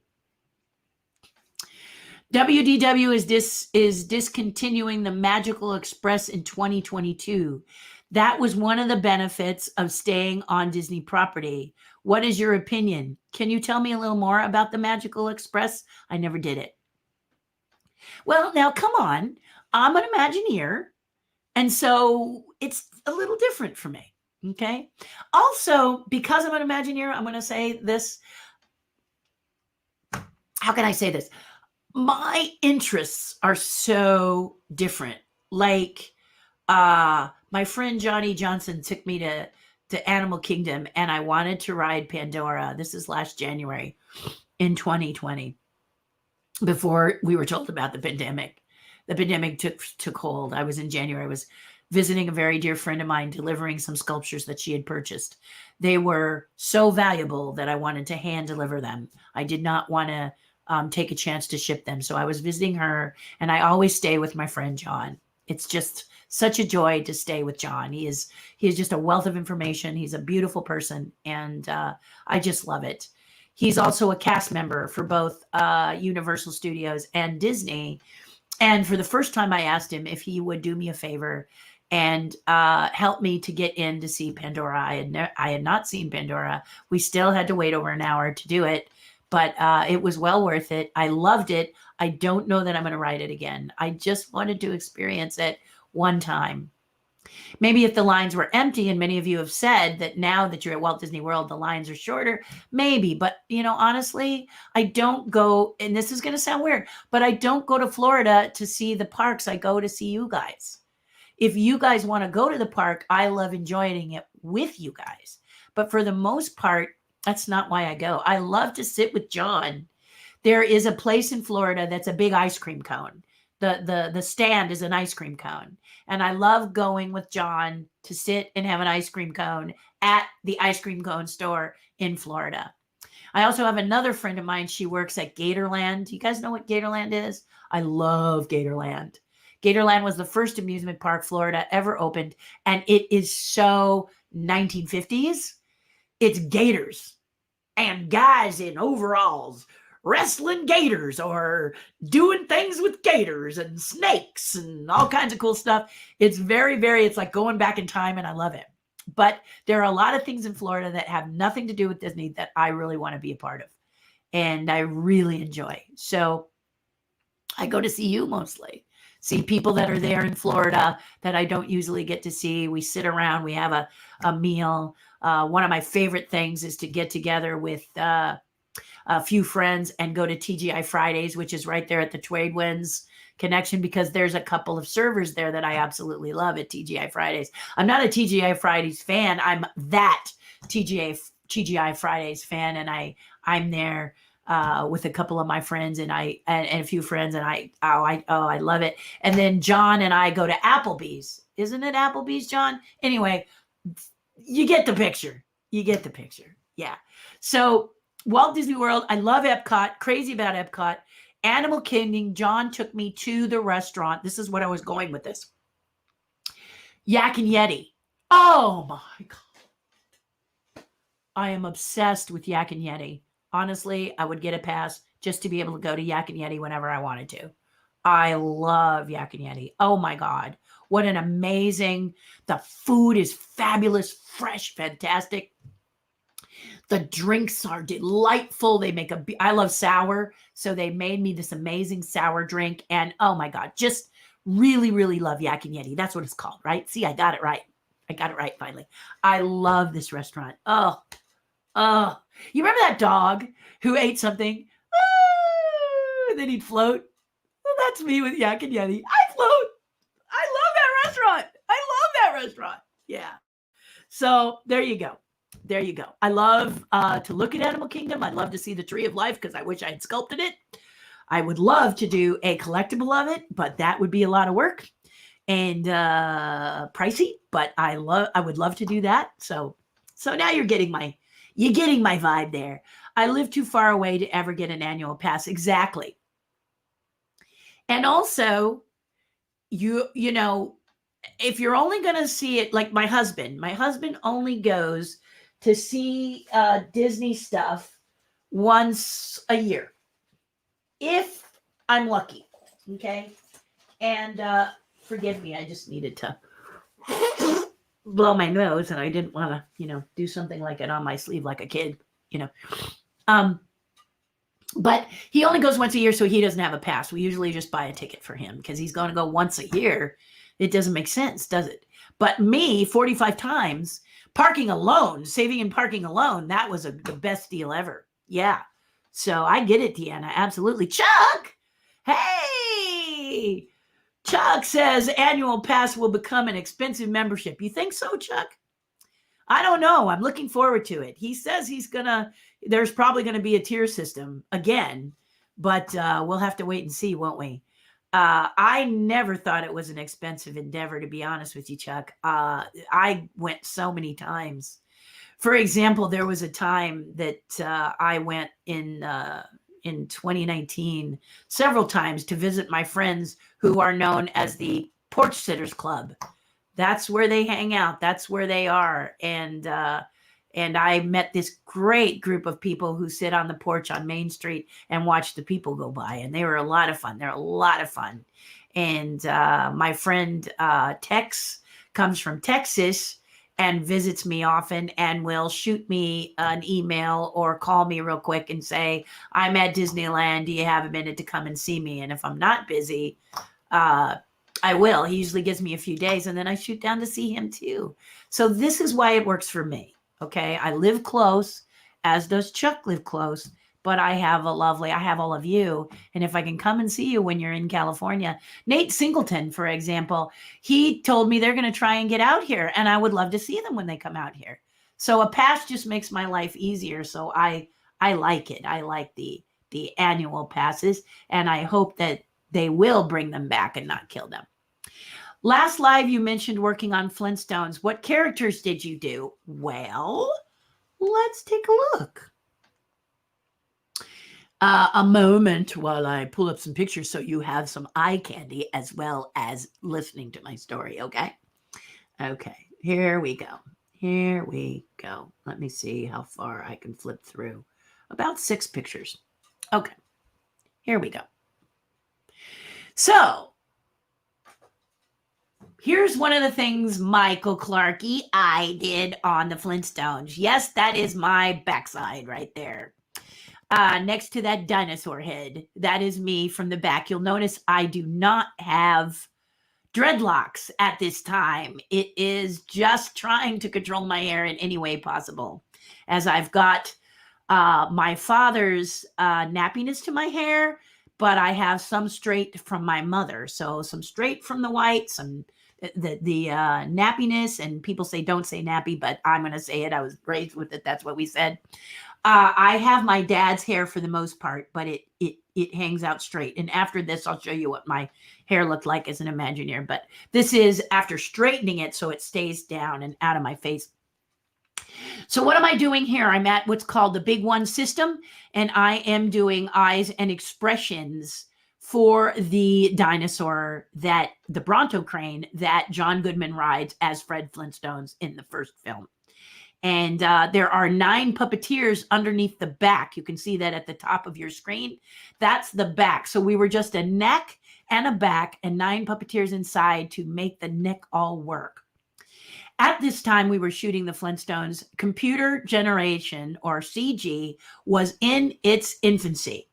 So when you watch the Flintstones now, you'll notice that you can really tell what is CG and what isn't. This was definitely the case. And so the ending where the cat usually jumps in the window and then gets put out and he jumps in the window was such a terrible looking character that we had to cut it from the film. It just, the fur wasn't working. Everything wasn't working. It was all new. It was so new.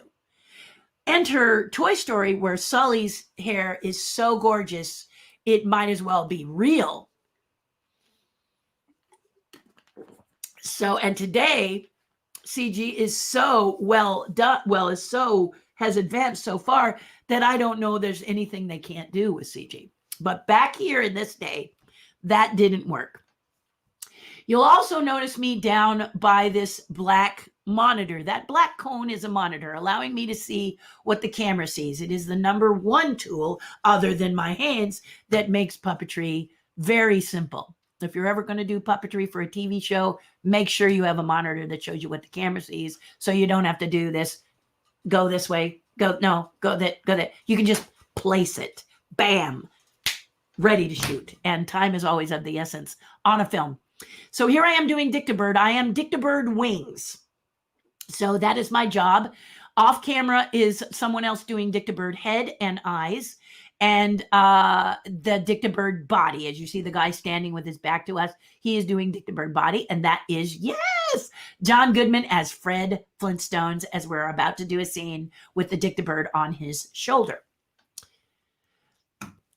Here I'm at the Henson's Creature Shop, and I am programming the time clock. So when Fred rides up with Barney to have his time card punched, this is the dinosaur that punches that time card. Take a look at my hair. You see, I've straightened it. It looks kind of like hay right now. And down below, you'll see I have a controller, and you will also see that there's a little box there with buttons. This is me programming the time clock. So I'm programming eyes, I'm programming mouth, I'm programming, expressions, all of that. If you want me to go into more detail about that, I'm happy to do so. Just ask. Okay? Okay, what else do I have to show you?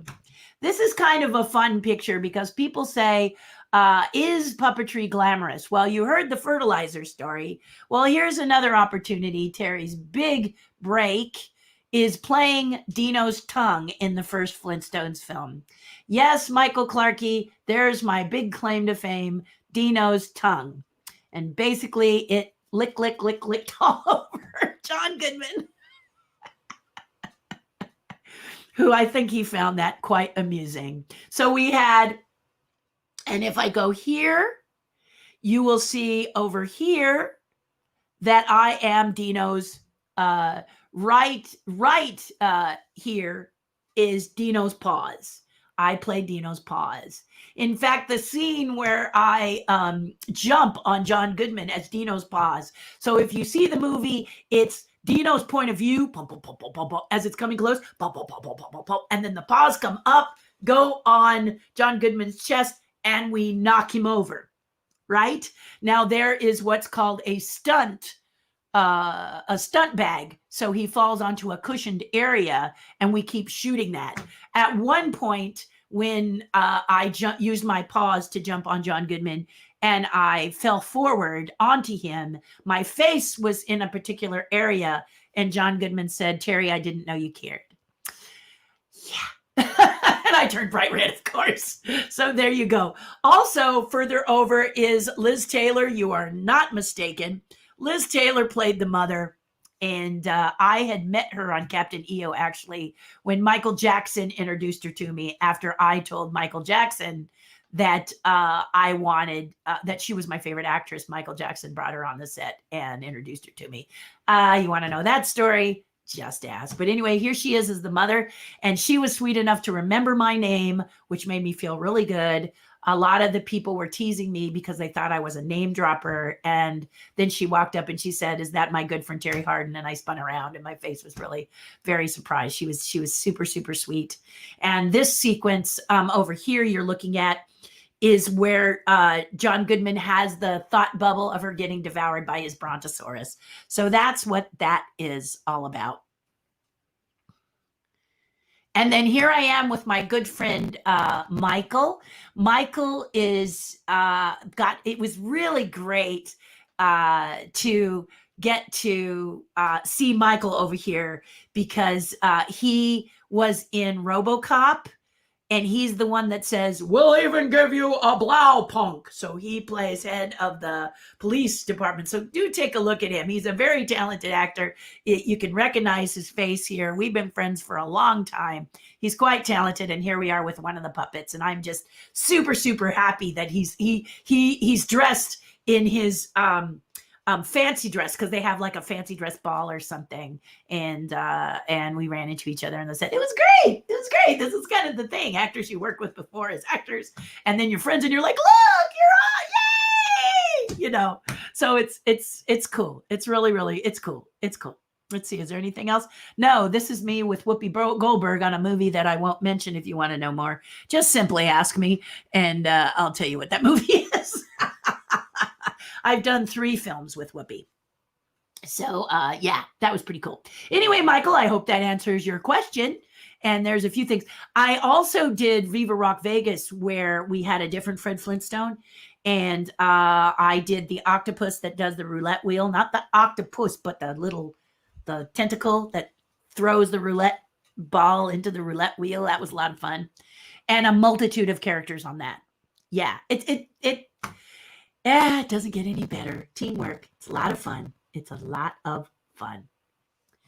We just made our reservations for WDW for the end of this year, hoping the best, fingers crossed. Well, according to Dr. Fauci, Bob Burdine, he's looking to save the holiday season 2021, which means Thanksgiving and Christmas. So I'm saying, yes, you got this. Okay? Disney will combine passes so you can go to Disney or Disney World on the same pass. You think so? Really? Because I don't think that's good to do across the board, because that makes it very expensive, like Chuck was saying. It would be nice, but I don't know.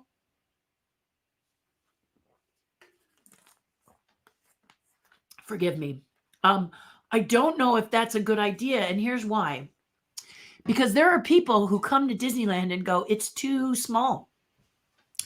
It's too quaint." They tend to forget that it's the one where Walt walked. But the point is that they go a couple of times and they're kind of, you know, so they may not want to have a Disney pass. I guess if it's reasonable, that's great. I would love that. I think I'd be someone who would do that, because I would go to Florida more, you know. Go see more clubs down there. There's a lot of clubs that want me to come and speak, and I would do that in a heartbeat. I would go more, because then I could go visit people. A lot of people go, it's their vacation. They want to be in the park. They don't really want to be outside the park. So they're not as eager to meet me outside of the park. And if I don't have a pass, I have to buy a ticket. And if I have to buy a ticket, it's all of that stuff again. It's all that magma again that I really don't want to be in. So I hope that's going to be interesting. Like I said, we have to take that wait and see, right? It's going to be a wait and see situation. They have been giving discounts in downtown Disney on your AP, even if it expired in the meantime. LOL. What was that, Janet? What was that discount? Was it 20% for everybody, or was it certain passes? Let me know more on that. Hey, there's my question to you. Well presented. Thank you, John. Isn't that sweet of you to say? And you've got a great picture of you and Stan Lee, eh? Where are you there? It's a great picture. It's a great picture. I loved Stan Lee. Back in the day when the San Diego Comic Book Convention was an intimate convention that took up only a third of the convention center, I used to sit on the carpet, and people like Stan Lee and many of the comic book illustrators would draw on newsprint that was about, I'd say 36 by 24. And then you would bid on their newsprint sketch, and they would roll it up and toss it like a paper airplane out to you. And it was so fun. You sat cross-legged. You remember kindergarten class where all the kids sat on the carpet? You know, if you don't know what I'm talking about, watch Arnold Schwarzenegger's Kindergarten Cop, because that's what they do. They sit on the carpet. But that's what we did. We were like little kids from kindergarten, and we sat there. There were I'd say maybe about 50 people at the most. And if you were close, they'd toss it to you. And if you didn't, someone would bring it over because you're bidding on these drawings. But I wasn't much for comic book stuff. So I loved being a part of it, but not necessarily bidding. I liked watching it. But yeah, and that's where I got to meet Stan, is what I'm trying to say, John. I really enjoyed it. I miss the San Diego Con now is just so bloated that I'm not really as big a fan of going as I was in those times when the costume cavalcade lasted 2 hours and that was it. What can I say? Deanna says, where are you staying? So she is asking somebody about that. I think it's Bob. Where are you staying, Bob Berdine? Certainly not me, because I'm not going. WDW Club 33, last I heard, is not open. Oh, really, Janet? Okay. I thought it might be, but it might be... To be full honest, I've not been to Club 33 at Walt Disney World. So I don't know the structure of the floor plan. I'm really familiar with Disneyland's, but I can tell you small capacity at Disneyland is going to be what, 2 people? What would you say? So I know they have their challenges. Club 33 would be a dream. I inquired about it around 12 years ago and received more information and didn't make enough. I'll live through others. Yeah. Honestly, Bonnie, this is a commitment. This is an investment, Club 33. And some people have the bank, don't they, to do it. Others are corporations that purchase it for their corporate people. Others are like my friend Linda, who said, I don't need a bunch of collectibles in my home. I just want to be a Club 33 member. But it is a huge, dedicated investment. Some, I guess, were allowed to, I don't know. In fact, I won't even speak on that because I'm not sure it's true. But I think you can have several members on one ticket. I'm not sure how that works. I am not a member. I am a guest artist that if they want someone to come and talk to them about, tell stories like this, they say, why don't you come up and have a drink or relax or, and I'm more than happy to do that. I love it up there. It's beautiful. But I wonder, those who are paying, how does it work? How does that work when it comes to your membership? I'm very curious, because if they're doing this with pass holders, what are they doing with Club 33? However, there's less of you. So maybe, I don't know. But I was curious. I'm just curious. Yes, Deanna, well, if you come out and when things get better and things start gearing up again, maybe I can help you out with that. Nate says, me too. Yep. That's all I'm saying. What did you collect when you were a kid? Stamps, which is how I got involved with Michael Luzzy as we started to talk about stamp collections. I collected stamp blocks, which if you see a sheet of stamps, if you're not a stamp collector, if you have the post office give you a full sheet of stamps and they tear it off to give you some stamps if you only order a few. But if you were to buy a corner, it's called a block. And the block you want, that's 4 stamps, is a block. And then you have it with the numbers on the side. That's the numbers of the lot and the issuance, and means something. Michael could tell you better than I could. So I always bought that. And that's what I collected. I never collected single stamps. I only collected blocks because my uncle, my great uncle, Glenny said, this is what you do. And I collected them since I was about 8. And my parents couldn't afford to send me to college. And we're talking junior college. All right. We're not talking university. I'm more creative than I am smart, just so you know. But I still had to pay. I had to pay around $3 or $4 grand to go to junior college. And I sold my stamp collection then to put me through college. I also did cosplay. I do a lot of costumes. I build a lot of costumes. I promised to show you my hair. Let me just do that to show you. This is my hair at Disney Imagineering. So see what I mean? You got to have that cap on dinosaurs, or it looks like a baby has hairy armpits or a small dog. Pomeranian or something. Okay, but anyway, yeah.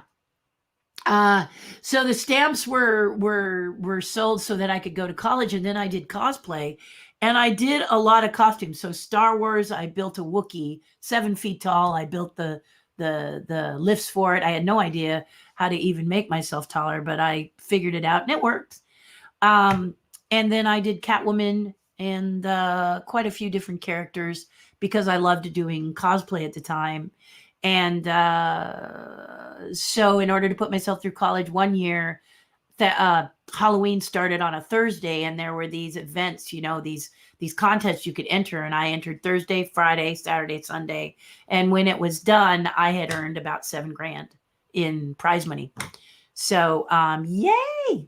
So that's how I put myself through school, and I collected that. I also collected matchbook covers. Many of you are probably going, Matchwood, what? Yeah, matchbook covers. Open it, strike, light something. They used to have ads on the front of them.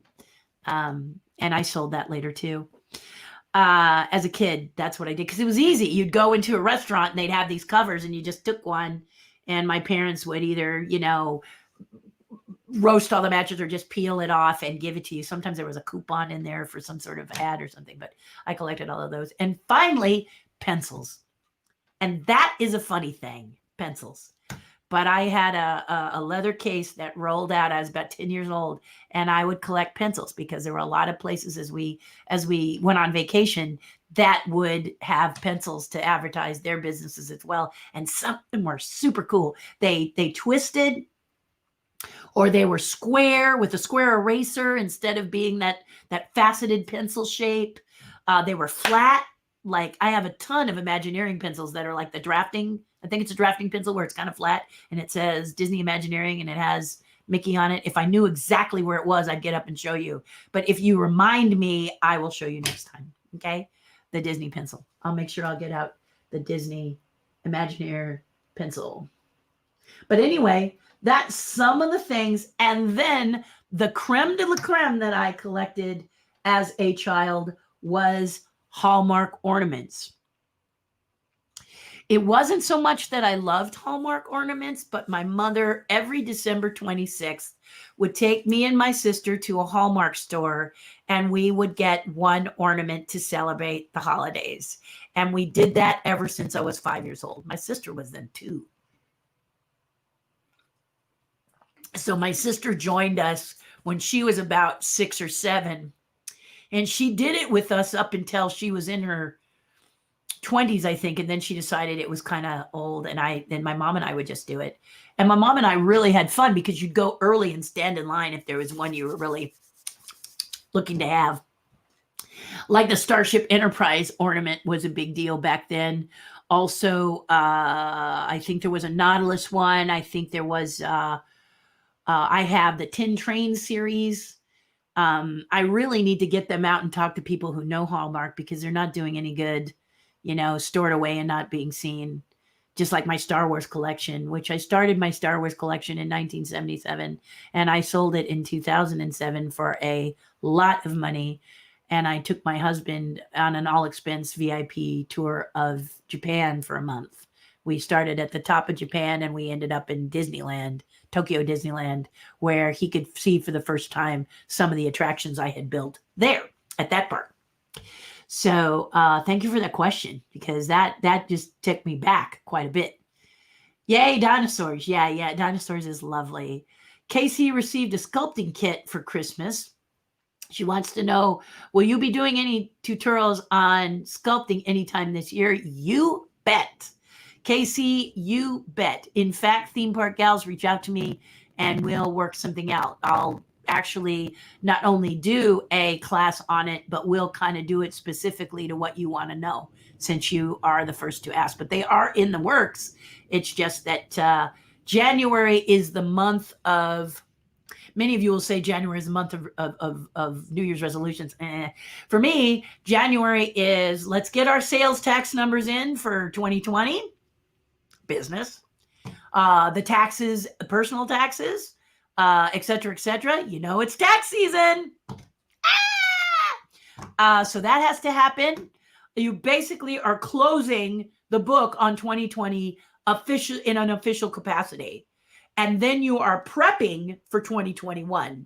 As you go into 2021, I have a file system where I put my receipts and my things that happened during 2021 so that my bookkeeper can work with me to make sure that my business runs smoothly. So you have to set that all up. You have to kind of box up 2020 and get ready for 2021. That is the month of January. And maybe part of February, but I like to try and get it done in January. And I'm doing pretty good, actually.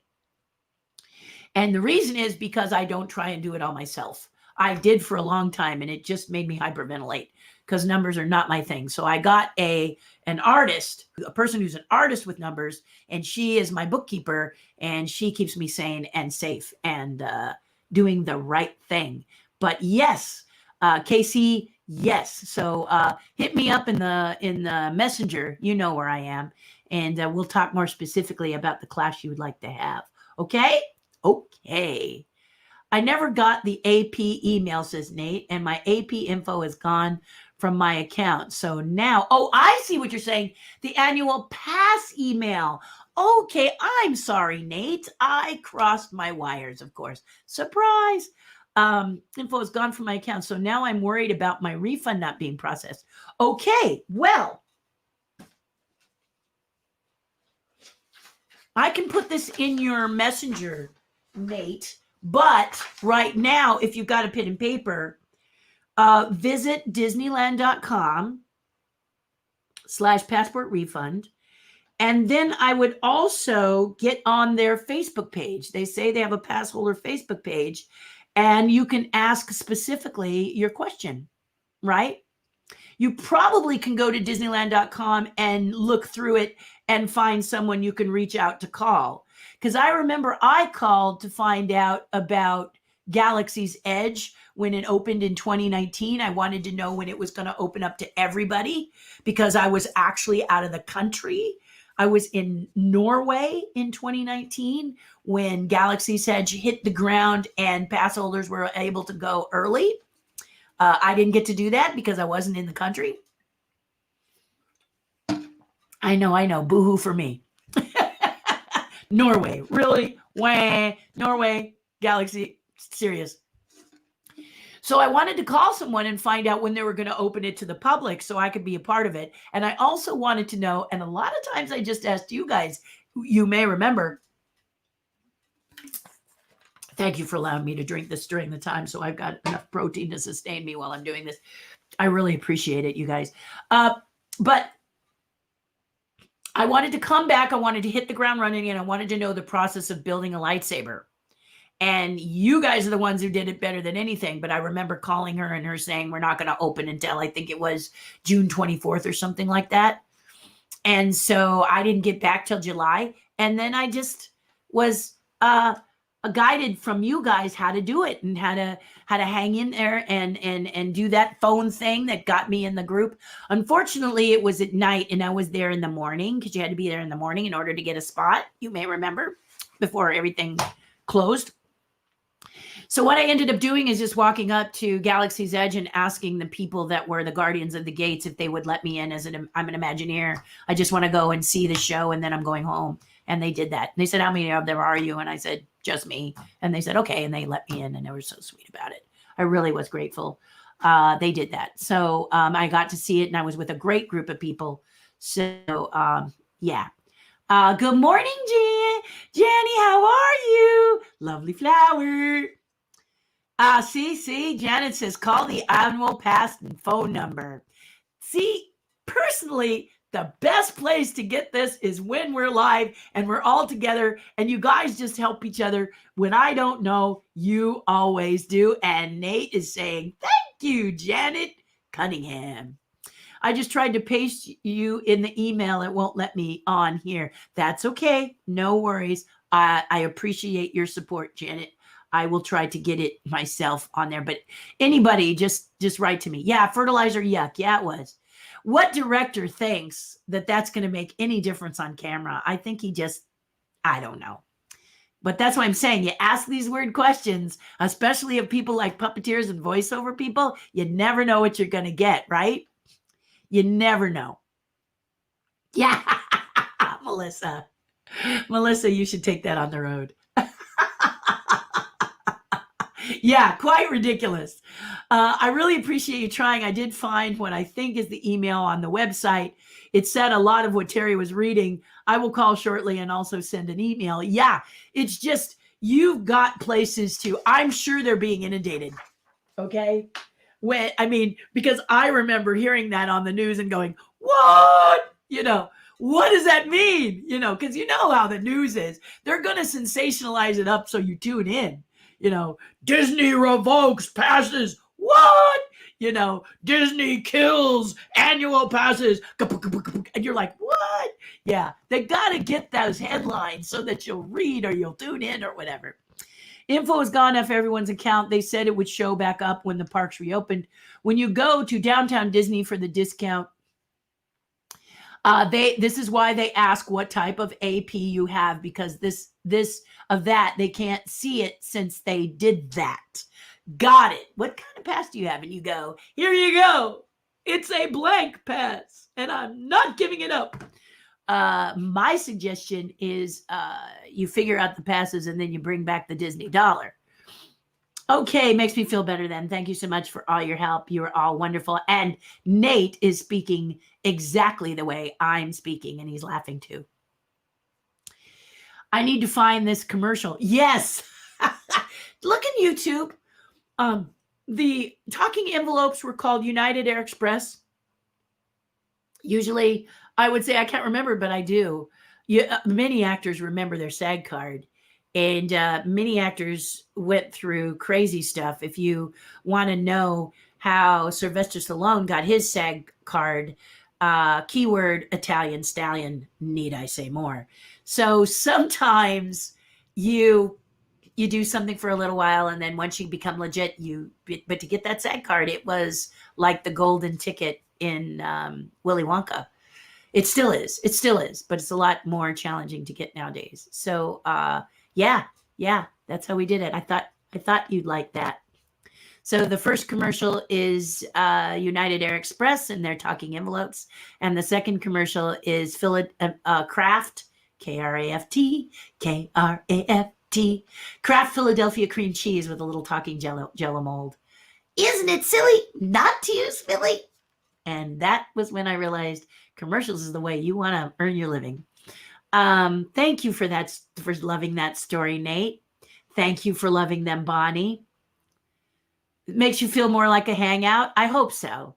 Because in a world where things are just crazy right now, I want you to have a place where you can come and feel safe and we talk about stuff other than craziness that's happening in the world. We don't need that.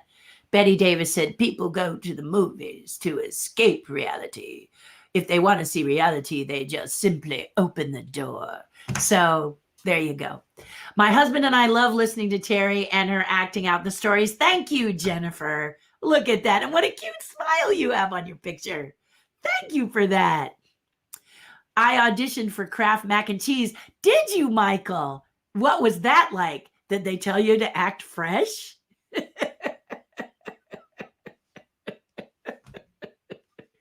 Now I want a bagel and cream cheese. I know how you mean, because yesterday was a crazy day for me. As you can see, I got my hair retwisted, and it takes a long time. It is definitely an event. And after it was done, I was starving. I had brought a shake and I had brought a few little munchy things, but it takes some time, and I needed to get to some places. I was having a little ghost delivery for the January ghosts. They were coming in. I needed to meet the manufacturer for those. They look great, guys, by the way. I'll send your invoices out today, and I will be shipping them to you ASAP. But I hadn't gotten to eat. I had jumped from hoop to hoop to hoop to hoop. Hairdresser, had to go to the bank, had to run over to the pharmacy, had to run over because, we had to get lotto tickets. Honestly, guys, the lotto is growing and growing, and so I'm in. So understand nobody's won yet. So go out and get those lotto tickets for the Mega Millions and the Powerball. Go do yourself a favor. It's just $2. Pick your favorite set of numbers, and I wish you the best. Share with me, of course. You don't have to. I just had to add that. Speaking of Flintstones, the movie, did you design the mugs that McDonald's sold for the promos? No, but I have some somewhere in that garage. I have one that I used for eating my Oreos and milk, but it chipped. Okay, sweetie, if I send me a picture of the mug, because it could be in the depths, Jennifer, of my garage, and guess what I'm cleaning right now? So if I find a Flintstone mug, they were clear, weren't they? Weren't they crystal clear?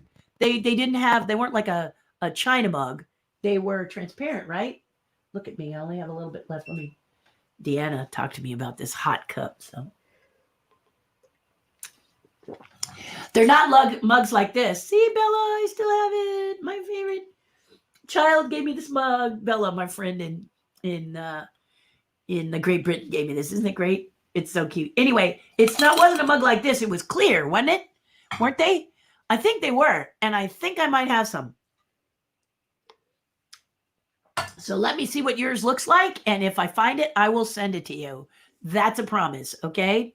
My husband has one of these ceramic mugs that say Nautilus on it. It's the brown one with the little pot belly and the submarine on the front. His is chipped also, and if any of you come across that mug for sale, please buy it. Let me know, and I will get it from you, okay? He is a 20,000 League freak, and he loves this mug. And this mug got chipped, and it made him very sad. So I feel you, Jennifer. I feel it, because he was just so sad when that happened. Okay, where did you go? There you are. All of a sudden, my comment list. You have to tell a story about him coming in on the one set when you all thought you were going to lose your jobs. Oh, Flintstones. Yeah, Flintstones. All right, Nate, I'll tell that story. So this is for you, Michael Clarkey. During the Flintstones first season, I've been watching too much Netflix. The first movie, we had a challenge. One of those challenges was that they didn't like the look of Dino. Steven Spielberg and the clan didn't like the look of Dino. So Steven Spielberg made the announcement that he was going to come and look at the next scene that was to be performed and see if the Henson Company was the company to be doing the contract. In other words, the Henson puppeteers, are they really what were needed? The characters, really, were we doing a good job? And the next thing was garbage disposal pig, which I also did. I did not have pictures of that, but you're welcome to when you watch it. I did the facial expressions of the garbage disposal pig at a system you saw with the time clock. Inside was my friend Anthony Ashbury, and Anthony did this expression of the pig. You know, he did the puppet and the body and stuff, right? And so Stephen was coming. I was scared to death. People from Henson said, "Don't worry, it's only our jobs." Eek!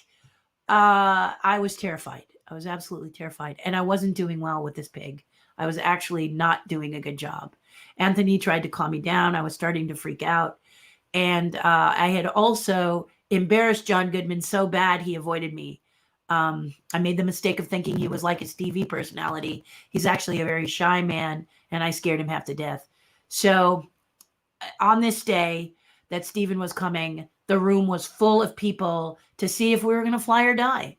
Honestly, like watching a car chase, you're looking for the crash, aren't you? Or demolition derby, it kind of felt like many of the people wanted to see, could the Henson puppeteers pull this out? Okay, we were in a dive. They did not like the design of Dino, even though Henson had it approved. Okay, but in movies, when someone big like Steven Spielberg gets angry, people do this. It was his fault. It was his fault. It was his fault. And here's the Henson team going, even though it was signed off on. So the Henson team just said to me, "Terry, it's on you." And I, unfortunately, was sitting in the room with all of these people looking at me. Anthony had the protection of being in the back in a little hole behind the puppet. But then again, was he protected? He could not read the audience, and we are connected by headset. So Anthony Ashbury helped to calm me down by telling me jokes inside the headset. And you know me, I love to laugh. So he had me laughing, and I was, I looked kind of twisted because I can only hear what Anthony is saying. Nobody else can. And everybody was kind of looking at me funny. Well, you had John Goodman in the Flintstone Barcalounger. He had actually not only come to see the event, but he was relaxing in his Barcalounger like this, you know. And he saw me and he started laughing. And I started laughing and he started laughing. And finally I saw the opportunity and I turned to him and I said, "John, I'm really sorry if I frightened you. This was not my intention. I'm kind of a stinker on set. I'm a puppeteer. I'm kept in a box too long." And he started laughing again. And we've been friends ever since. So bless him. So the note to you guys is, you don't assume that the person is the personality that they are on camera. You treat them with a little more respect. I actually snuck up behind him when he was looking at set pieces and said, "Leave that alone." And he really wasn't. And he just avoided me like crazy for weeks. So we actually I apologized, and he was very gracious in accepting that, and we went on. But now in walks Steven Spielberg. So you got me laughing, John laughing, Anthony telling me stories, and then all of a sudden you could have heard a pin drop because in walks Steven Spielberg. And because I've not had a good performance. It's a fly or die moment. If I don't do a good performance, Henson lose a contract. No pressure, right? So all of a sudden, and Steven said hello, and I was like, "Hi." And he says, "I'm here to see the garbage disposal pig." And we go, "Yeah. I'm Terry. How you doing?" And Anthony could tell inside that because of the quiet, he must have arrived. And he can see on the monitor, but there's nothing like being right there. And so Steven sat down in the chair, tipped his ball cap back, and said, "Anytime you're ready, Terry." And I was like, and we performed it. And we did a great job. John gave us all of his good performance and me. And it's the scene where he opens it up and he pulls the fork out of the throat of the pig. But I did my best. I acted my ass off with that, pardon my French. I acted like crazy and just, And afterwards, Stephen looked at me and he walked over and he touched my shoulder and he said, "That's excellent. In fact, you guys did such a good job. I'm going to invite you to do something I don't let people do. I will let you see the dailies." And at that moment, I was like, don't cry, don't cry, don't cry, don't cry. You see me when I'm covered with emotion, and sometimes I can't control it. And then I really wanted to cry and say, thank you. But I managed to keep it together, thank goodness. And the next day, he came around. It wasn't him, but he sent his people over and picked me and Anthony and up, and we went and we sat with Stephen and we watched the dailies. And he said, good job, you guys. You kept your contract. And we were like, whoosh. Scary time, scary. It happens on a movie set. You don't know that you're not necessarily that solid. Things change, they shift. Good morning, Kimberly. How are ya? Good to see you. What's this life you speak of, says Michael. Michael, I guess are you one of those people that's been binge watching anything and everything you have? I did that between Christmas and New Year's because that's the only time I allow myself to rest. And then last night I was up pretty late watching Lupin on Netflix. I love the stories in the Japanese, which is Lupin the Third, grandson to the original Lupin. But my husband informed me just a couple days ago that it's a French novel. Lupin, the Gentleman Thief, is the book. So if you guys want to see this on Netflix, you have Netflix, check it out. It's amazing. The actor who plays the lead character is not only handsome, but he's really, really good, as are everybody in that series. And if you can handle it in the French and read the subtitles, go for it. But it is dubbed in English. So watch the dubbed version. And that's what I did first. And now I'm watching it in French because I want to hear, I love the French language and I know a little bit of French. So, but I didn't want to be reading. It's such a action-packed show that you need to be watching the action. So I decided to let it, and I will say the dubbing on it is brilliant. It really is good dubbing. It really doesn't take away from the acting, in my opinion. And a lot of times I don't watch dubbed things, especially Miyazaki films, because those are, the dub versions are compared to the Japanese version. So I have to read those. But anyway, I digress. Man, that worries me that you haven't heard from him. Yeah, from Leo, I don't know. But, he might have slept in. He has the right.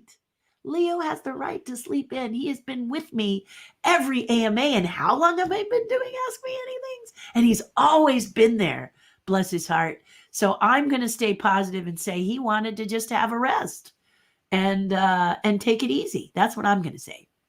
You make me smile. Thank you for all you do. Best part of the pandemic for sure. Mwah, Angie, for saying that. You guys hang in there. It's already 11:40. How long have we been here? 2 hours and 12 minutes and 37 seconds. Oh my goodness. You guys are obsessed. But thank you. Thank you for the few people that are here. I keep saying I'm going to shorten these by question, but it's January. So basically, guys, if you have a lot of things you're juggling and one falls to the ground, as long as it's not like sales tax, which for us is due January 31st, you got to pick that one up again. I got to get those numbers into the government. But if it's not something that could land you in jail, if you don't do it, then you leave that down there. Okay. Just let it sit there for a while and get what you need done. So I've got so many things that I really should be doing for this month, but I've had to let them sort of rest because I am entering a personal sculpture into a contest that I will not miss the deadline. I am, the ghosts are a big one. This was to take care of all of you who have trusted me with your hard-earned money to get a product. And I wasn't about to disappoint you. So that's like number one in my book. And then also I have one more thing I must do. I have a couple of voiceover things that have asked me to audition. So I got to get those in. And then a friend of mine who's a comic book genius, I've got something for him and he's been so patient. I now am going to get that done today as well. And then I'm going to shoot this video for the ghost people. So basically you see there's a lot happening, but like was said, that, if you have a lot, and who has a life or you don't have a life or whatever, if you think, like, let's say you're binge watching and you're getting bored and you're getting tired and you're getting stir crazy. Okay. Try something new. Okay. Try something new. I don't care what it is. Build a Lego. Have you seen these on Patreon? We talked about these, which are called diamond art. They're insane. Little bitty squares in a foreign language that make a pretty picture. And right here, this is Tigger right here. You probably can't see it very well, but it's the whole thing is about this big, and the little diamonds, as they call it, are about an 1/8 inch square, if they're that, and you stick them on the adhesive using a tiny tool. If you haven't done these, apparently on eBay you can get them for about $10. Grab one, drive yourself insane, do something different. You're gonna love it if you stick with it, because according to Deanna, they are beautiful. So and many others, they're beautiful. If you haven't done it, called diamond, what do they call it? Diamond art, right? What did they call it here? Let me open it up and tell you exactly what it is. But it's diamond art, and it's amazing. I haven't done mine yet. This one is the Tigger one. This one's not going to tell me. See, this is probably the one I opened, Deanna. But anyway, diamond art, and you can see how small these beads are. These are all little packets. Insanity. But you pull off this adhesive a little bit, and you stick them down here. So if I move, and I'm going to just, Jennifer, I promise I'll get to your comment. If we go here, you can see, if I turn the lights on, it has all these little indicators. This says V, I think that is, or whatever. That's the background. And if you pull it a little more, you can see that right here, it has bees. Those bees are a different color. But you see how small compared to my finger these are, right? Unbelievable. And if I open the package further, see, there's the Tigger. Yep, there's the Tigger upside down, of course. There he is. Okay, all of this is in another language. Here's number 2 and tells you how many and the quantity and all of that.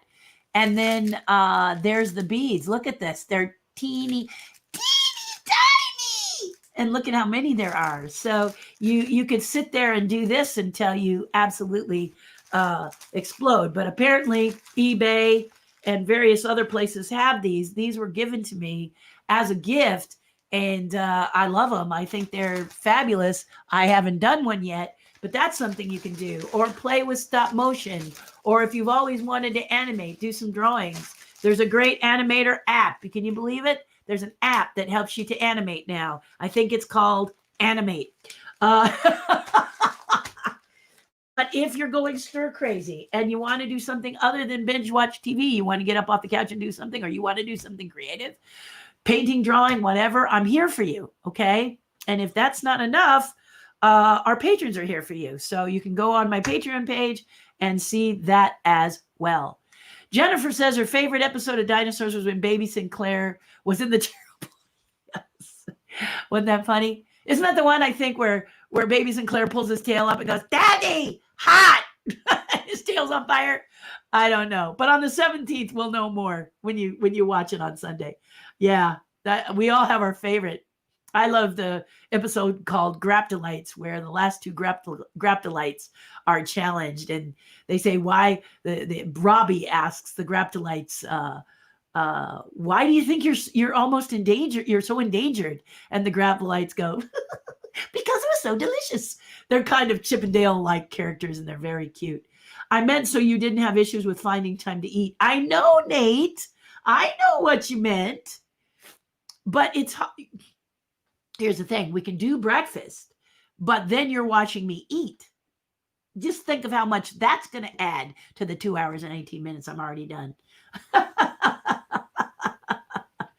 No, it has not WDW. is good, but Tokyo and Disneyland AP no more. Okay, that's got to be hard on the Tokyo people because the Tokyo people loved their annual pass.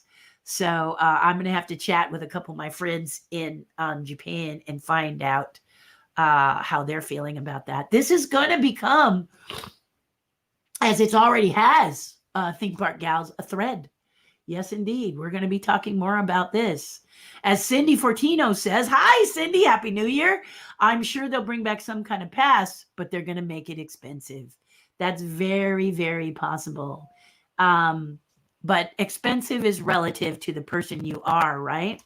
Because, and the reason I'm saying this is because if you happen to have a Club 33 membership, is the annual pass that expensive comparatively?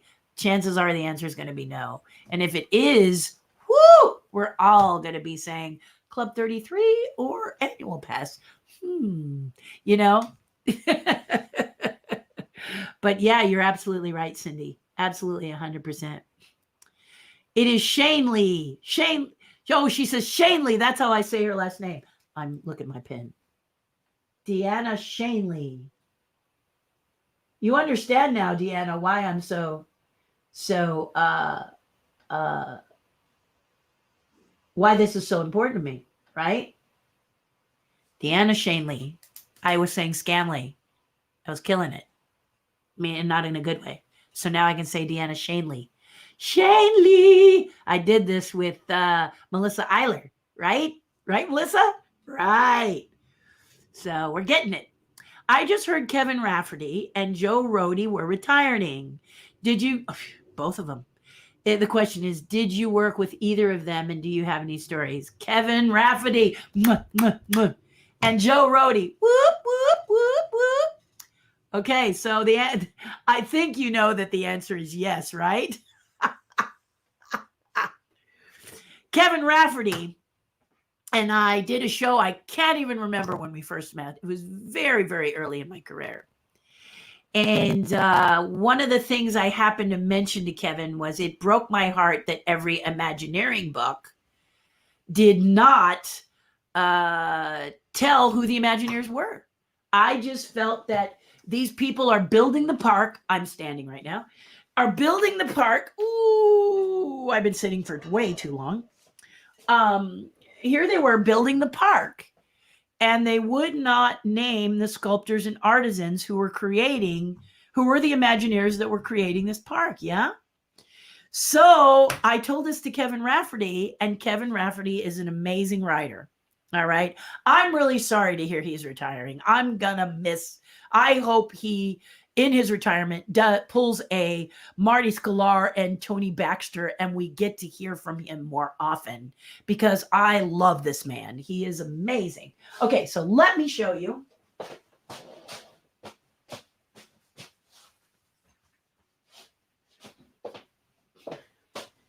Thank you for this question, by the way, Michael.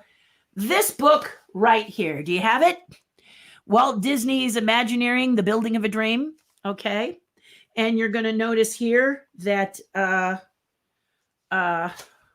see. You're going to notice here that it says forward by Michael Eisner, right? Okay. So, I'm going to go here and I'm going to pull back. Isn't that a cute picture of Mickey? Yeah, I agree. Okay, here we go. There we go. That's far out as we can pull back. This is the hardcover. And guys, I have a couple of these hardcovers. I'm probably going to sell a couple eventually, but not yet. If it's a book you wanted, you can get it now in paperback, but hardcover is what you really want. I know because you told me. That helps a little bit. Okay, so Kevin was doing this book. And what Kevin did, and it's all Kevin's fault. This is my friend. I don't know why her picture's in here. This is all Kevin's fault. He actually put this together, made this happen.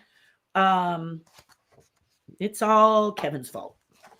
And somewhere it tells me that it's all Kevin's fault. But anyway, I know it was Kevin. Because Kevin went and he talked to me and he said, Terry, I fixed what you asked for. So basically, as you look through this book, you notice there's a mark right here. That is because in this Imagineering book, there's this crazy, funky looking girl right down here. And if you were to look over here, this is page 80. If you look over here, my name is right there.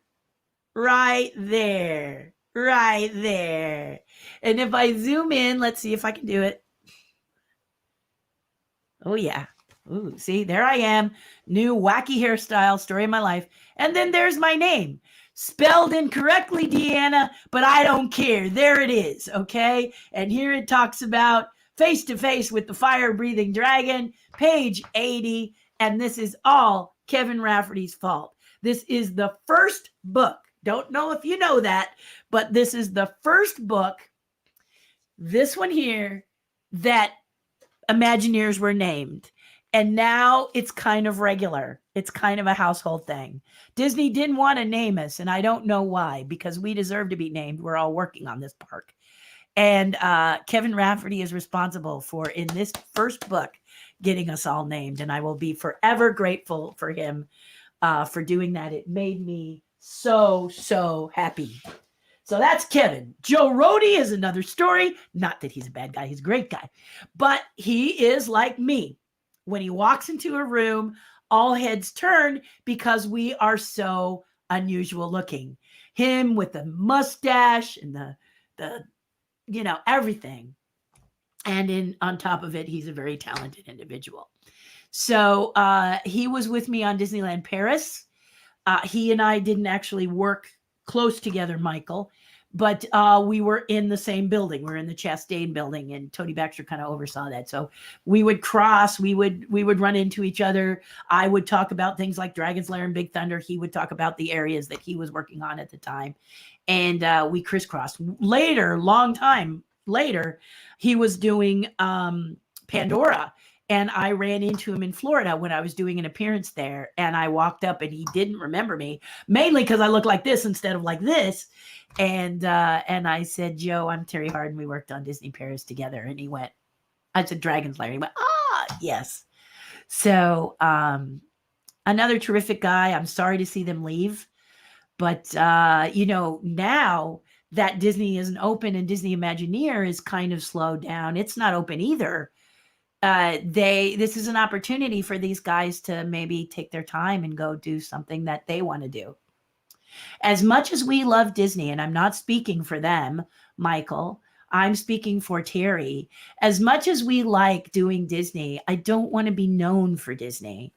Okay. I'm an artist in my own right, and I want to create my own art. Not that I'm going to say, no more Disney, I'm now creating my own stuff.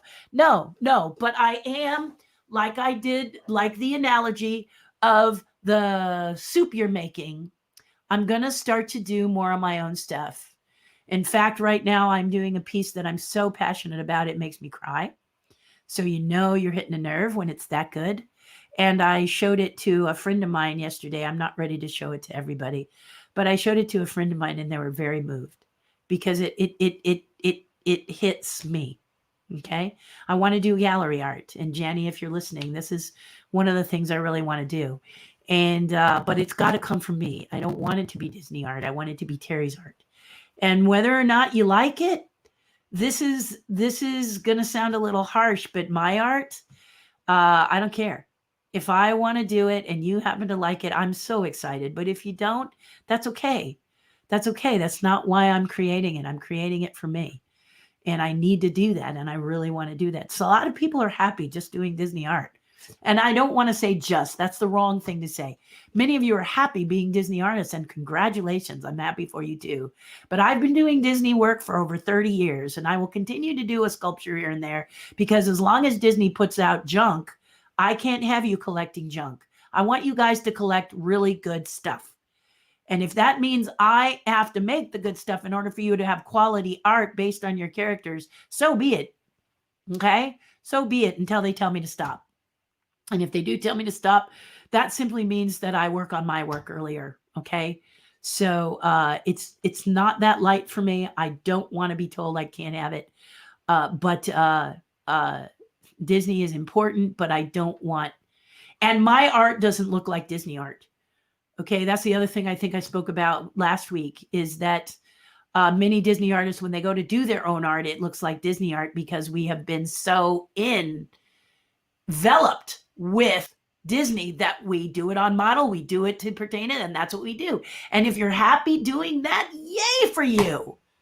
I am not saying it's a bad thing. I am saying that this girl you're looking at right here has, before I did Disney, I sculpted animals for charities and people who wanted to save animals, and I want to get back to that. And then I'm finding that because of the pandemic, there are other creations that are coming from me that are really surprising me, and I'm really happy about doing them. It's magical. I never thought I would have, I never really entertained the idea of having gallery art unless they did a Terry's Disney gallery type art, but with the Disney name. But now I've done a couple pieces. I'm working on my second one, and I think they will be gallery worthy. And my friend Janny and my friend Ivano out of Canada, they have said that they've introduced me to people that say there's a place for me to put my stuff in a gallery in Canada. Well, if Canada's interested, then the US would probably be too when galleries open up. So I am going to be exploring that. But right now I'll create the inventory, and I'm super excited about it. So yeah, I'm jazzed. I'm very jazzed. I'm excited. But that's my Kevin Rafferty and Joe Rohde story. They were very much involved with me when I was on campus, as I like to say, of Disney Imagineering. Now, as the Come Here, Get Away Imagineer, I'm meeting a lot of younger people who are involved as Imagineers, ones that are doing the same thing that I did in different ways. You know, it's cool. It's cool. It's very, very cool. Nate says he's bummed because WDW received their discounts on Shop Disney as well during certain dates, and being a Disneyland annual pass holder who lives so far away from downtown Disney, those like me get no perk or additional discount. That is also true, Nate. Also, if you're like me and you have a high-risk household, you ain't going. Okay? Trust me, I've got the discount. I got the potential. I could go have lunch like the theme park gals. They wanted to sit with me one-on-one, and I would have loved to see them in downtown Disney. I cannot. And I live close. But it's COVID, and I can't take that chance. I can't. To bring COVID back to my husband is unacceptable. So I stay home. And they want it between January and February. Why? Because we're in the middle. We're the epicenter. A lot of us are still not going to go. It's not enough if we have a household where we're high risk.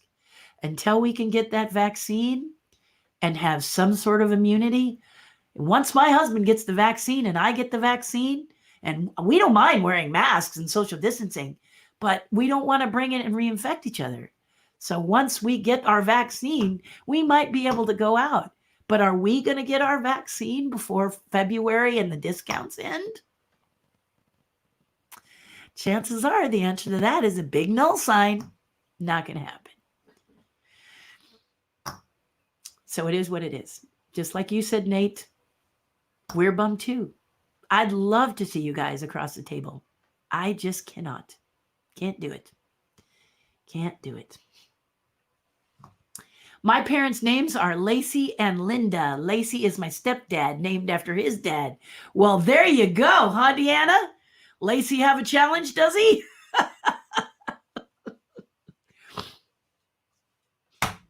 It is what it is. You gotta take it with humor, because if you take it with get upset, you're putting your body through stuff it doesn't really need to go through. Just laugh it off. People don't. What was I gonna say? People don't really look at you.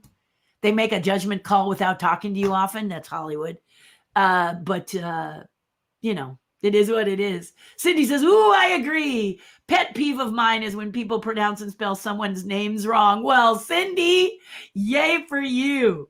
Good girl. Like everyone calls my freeing Francesca, Francesca,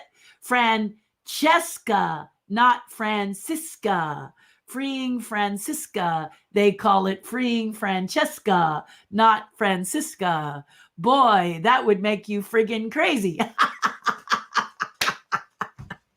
Light, stay light. Don't get angry, Cindy. All in a good day, right? Nate is doing nice, happy, laughing faces. I must have said something funny. That really made me laugh. That's what I'm here for. Going on 2 hours and 34 minutes. You guys just keep the comments coming. I'm going to stay. My last name is Fish, but others insist on adding an ER. Fisher. Oh, that's interesting. Believe it or not, people also ask us how to spell it. Yeah.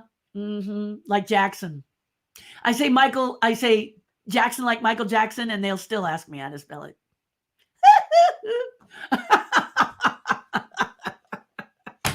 Jennifer, is it a wonder? Yes, it's a wonder. You got to have a sense of humor. Let's, don't worry about Leo. He's gonna love seeing everybody is like, where's our Leo? Where's our mascot? So let me just check and see if I got a message from him, because you guys are all getting really concerned. There he is. Here we go. He had an emergency family meeting, for those of you who are worried about him. I'm not going to give you everything, but apparently Leo needed to get together because of a family member. Family member is fine, is safe, but it was something that couldn't wait. So he's just saying that there are some things that he's very sad. He says, I let myself and you down. This whole week has been a long cluster blank. Okay, so first of all, Leo, if you listen to this later, you didn't let anybody down. What you did was you tested me. You really did. You tested me, and I love you for it. Okay? I told you I could take this on if I didn't have you. It's much more fun when I have you, right? I'm not going to say that losing my mascot didn't make me sad. It just made us all worried today. And I'm sorry about your family emergency, but I'm glad to hear you got it in hand and you're working towards a good goal. Nobody's sick with COVID, so everybody relax. He's good. But Leo and I had discussed the fact that he's working really hard. If nobody asks questions, he comes up with the questions himself. But I assured him privately on Messenger that I'm happy to pop the questions. So what do you think? Did I do okay? If I've been doing okay, that way, if Leo needs a day off, and don't we all, he doesn't have to be here every Friday if he's got stuff he has to do, does he? We understand. I do. And Leo, I love you bunches, as we all do. So I'm so glad he finally wrote to me. So Bonnie says appointments were not allowed where she was. First come, first serve was the type of scenario. Now, see, the thing that's bad about that, Bonnie, is people forget to social distance. So now you got crowds going, and then you got to say distance. Excuse me, get back. Excuse me, get back. Typhoid Mary, get back. And so, wow, that's kind of scary. Booster for them, 28 days. Stanislaus, what did I say? Stainless? No, I didn't, did I? I said, I'm not saying that. Stanislaus. Yeah, sorry about that. I wasn't about to do that to you, Bonnie. I love you too much. Thank you. Stanislaus. Yeah. Look at, I'm putting that down too. Stanislaus. Yeah. My husband told me about another place. And SLOSH.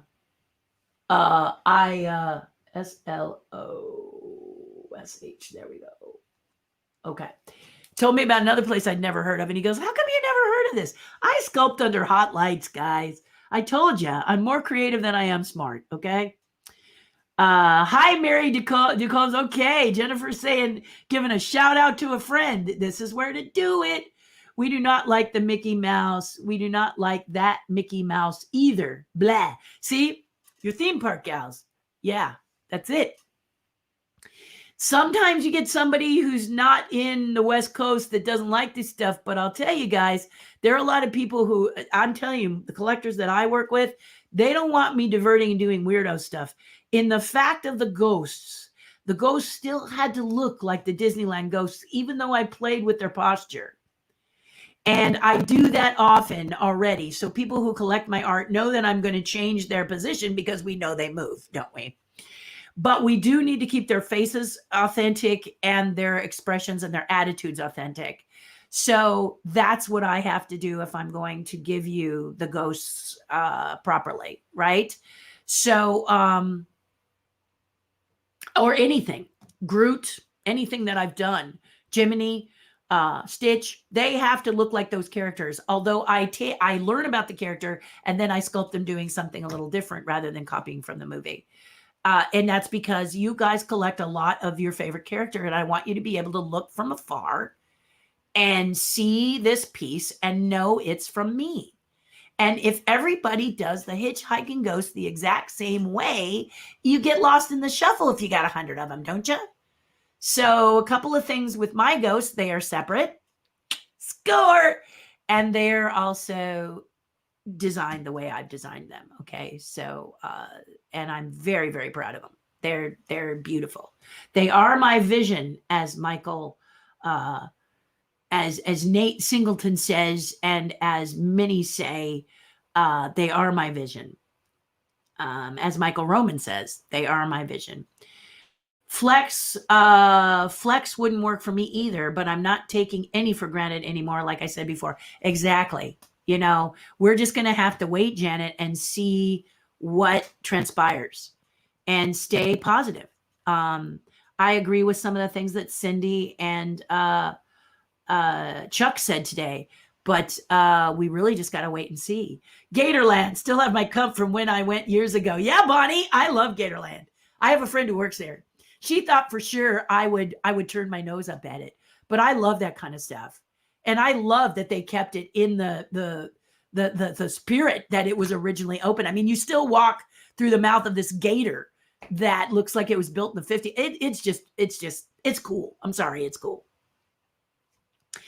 Magical Express takes care of your, oh yes, Bob, thank you for, Magical Express took care of your luggage and your transportation, and it was lovely. Oh yes, I'm sorry that they're discontinuing this because you really felt VIP. They just, from A to Z, you know, I always called it Disney A to Z.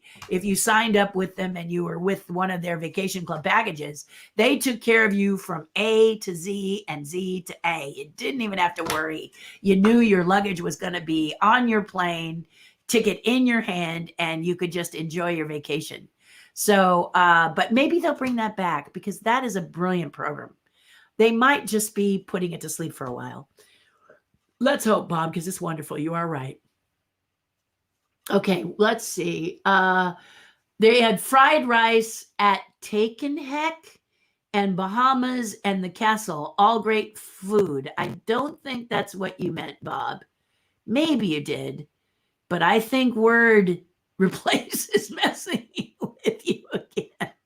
Don't you just think word replaces a guy there just sort of, you know, you write, how are you? And it comes out like, take off zebra, baby. What?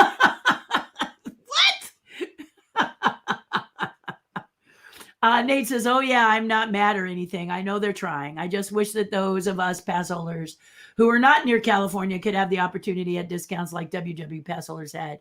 It's not a huge deal. Well, you know what they could do is give you some sort of discount on their .com, huh? Yeah. Let's make that suggestion. Disney, for all pass holders who maybe don't live right next door to the park, maybe you could give them a .com discount. That's what we call it. .com discount, where you can punch in a code and do it on the .com and everyone gets the discount. Yeah. See, this is what I'm talking about. I'm an artist, more creative than I am smart. I would love to meet you at Disneyland and others. Absolutely, Deanna. And we're going to do it. Okay. We're going to do it. This is not going to last forever now. So we're going to do this. This is my sit up straight, Terry. We're going to do it. So, you know, let's get that herd immunity going. Pow! So we can all get together and talk live because I miss you guys, man. I do. See how I know? Yes, I love Yak and Yeti. Oh God, that's where I could live there. I could live there. They have a rare tuna and salmon like sushi, only it's a poke bowl. Oh, my mouth is watering just thinking about it.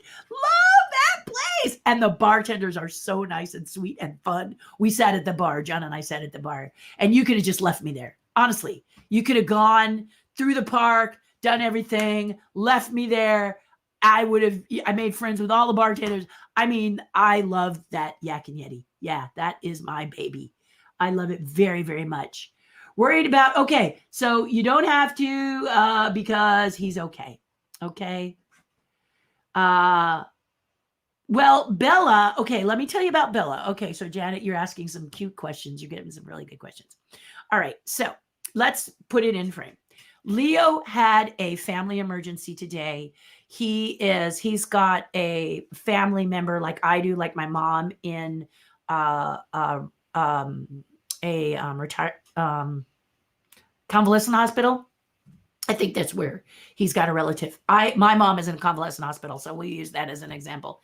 And sometimes the family has to get together if they're going to make changes to that patient. And so he's got someone very close and dear to him that they needed the family to come together and help discuss some alterations that they're going to do.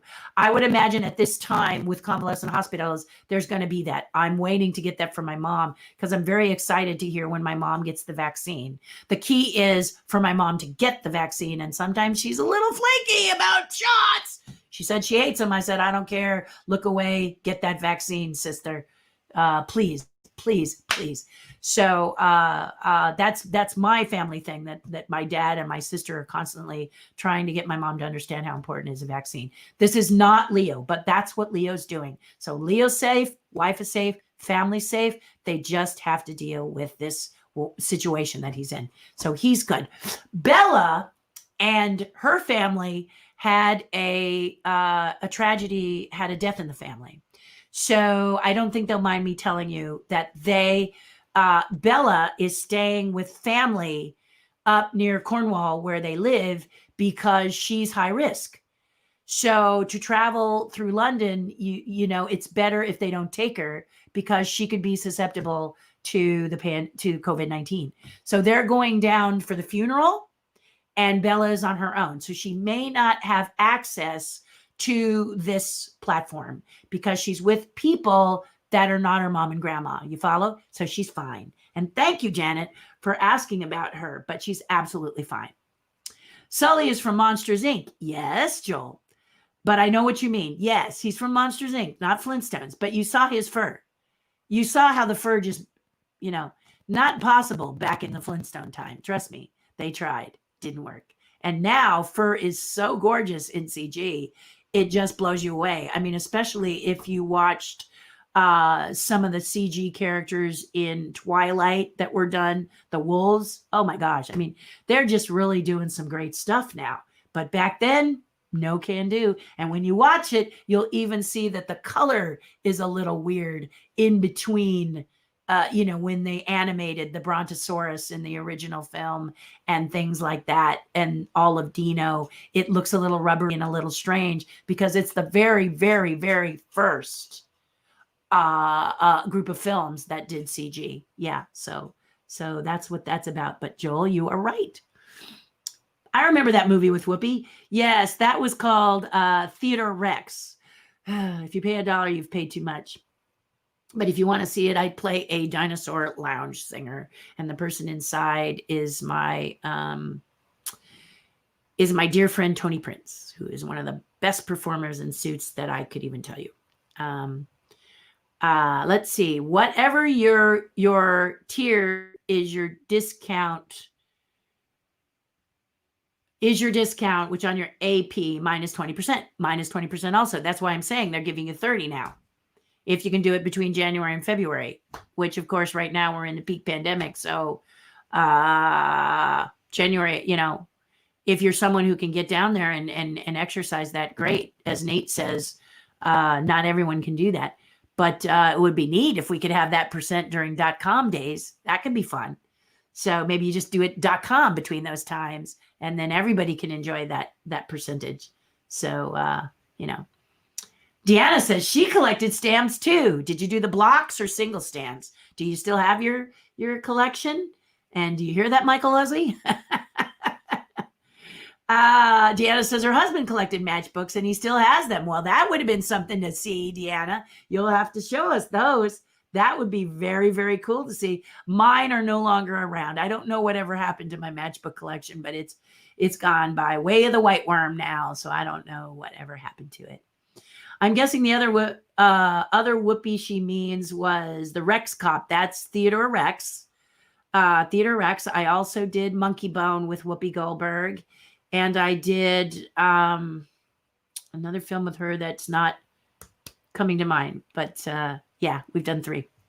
Yes, yes, yes. I waited 2 hours to get info on the Disneyland AP number yesterday. Yeah, I would imagine yesterday everybody was calling. I live here, and so I just did this. Oh, I read the email. Oh, goodness, I'm not going there anyway, so I'll wait till the dust clears, and I'm sure they'll inform me, and if they don't, I'll call the number then. So that's me. That's me, just kicking back. Melissa and I had a long talk on the phone. She's a hoot. She is, isn't she? She's quite brilliant, too. She's an artist, and yeah. I think Melissa would have fun. Maybe not, but I just think Melissa would have fun doing those diamond art things that we'll have to try that. Yeah, Melissa says it was fun. I'll bet it was, you too. And I got to tell you, Melissa does great work. And also, this is the nice thing about not only the tribe, but this group here, YouTube, etc., is you can talk to each other and get to know. You make new friends. And that's great. And then later we'll get together at Disneyland and we'll have a whole new group of crazy people, right? Right. It'll happen. Bob says he agrees with Bonnie. My family knows not to disturb me during your programs, Terry, or it's our time to visit with like-minded friends. Exactly. Well, I mean, your family's pretty like-minded, though, Bob. Rose is really a rock star in her support, and your kids are a lot of them work for Disney, or did. And, you guys are pretty much the Disney poster kids, personally. So they don't need to not bother you unless it's something that doesn't pertain to what you're thinking about. Yes, they were clear. They were clear. Yay! Okay. I think, Jennifer, I have them. So I am going to write down. And Jennifer, will you send me a picture of the one that chipped? And I'll look for that one. Flintstones mug. I'll see Jennifer chipped hers. Because I'm serious. If I find it, I'll send it to you, sweetie. I will. I'm happy to do that. I am working on cleaning out my garage. And Deanna, I have to send you the Murphy, picture of the Murphy, which I will. I have to get to it first. It's in the back of the garage. There's a lot between me and that. That'll happen later in the month. But yes, just keep up on it, Jennifer. And